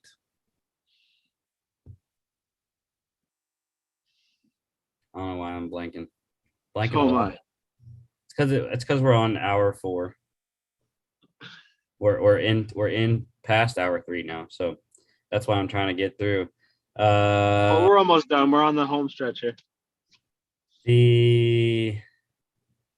I can't even look. Okay, they beat the Giants. That's what I thought. I thought it was a division opponent, and I thought they beat the Giants last week. So that's fine. We're gonna go 1-0 again. At least I am. I don't know about y'all, but Chris, you are on the Chiefs at Washington. I'm on the Star again. Back-to-back weeks on the Cowboys. This time at New England, and then Mark is on the Steelers at home against the Seahawks on Sunday night. So 3 solid options here. And I wouldn't be surprised if we're all 6-1 next week. yes, sir. Doom, as NFL Network Game Day Morning would say. Dog standings. Not a good week, guys. Not at all. I'm terrible. I'm sick. I'm 500 now. It's because my Eagles picked the couple weeks ago. You lost. This is the first week that we all went 0-2. So you lost Jets plus 2.5 at Atlanta in London. Mark, he was on Washington plus 2 at home against the Saints. And then I was on the Browns plus 2 at the Chargers, which we know should have hit. But no, Browns had to push the guy into the end zone. Could have just taken the field goal, and it would have only been a 1-point lead, and then I would have at least gotten 1 point. All right. Dogs this week. Chris, you're on the Cardinals plus 3.5 at Cleveland. Mm-hmm. Yeah, I was shocked when I saw that the Cardinals were the underdog here, and I don't know. It was tough for me to pick an underdog because I also considered the Chargers like you have them, but I just think that the Cardinals are more likely to beat the Browns than the Chargers are to beat the Ravens, which is why I went with the Cardinals. Yeah, I'm on the Chargers plus 2.5 at Baltimore. We all picked them to win. It's going to be a tough game. And like I said, it might come down to a field goal, which would screw me over in a 2.5-point game. But I think they can get it done. Not if the Chargers win, it won't. They'll still be up. Well, yeah, if they win. But if Justin Tucker hits a 60-yard game winner, that covers 3. That covers 2.5 for the Ravens. But anyways, yes, I'm on the Chargers plus 2.5. And then Mark, he is taking one of my best bets. He's on Panthers plus 1.5 against the Vikings. That's bold dog being a low spread. Very tough to cover that one. See, at least yours is a field goal proof cover. Field goal proof line. So if anyone is actually looking into the Chargers this weekend, buy the extra half point to get to 3. Do it. You will not regret it. Just saying. So. All right, next week we'll be back recapping all the games, NFL and college this during the week here. And we will also be recapping the Monday night matchup between the Bills and the Titans and the Thursday night matchup between the Broncos and the Browns. Really good matchups, I think. Maybe not the Monday night one. I think the Thursday night one's a lot better next week. But, yeah, that is the show. Don't forget to follow us on all our social media at FAA Podcast on Instagram and Twitter, FAApodcast.com. And then also don't forget to check us out here on YouTube, as well as Spotify, Apple Podcasts, iHeartRadio, etc. Thank you, Chris. And we'll see you on Monday.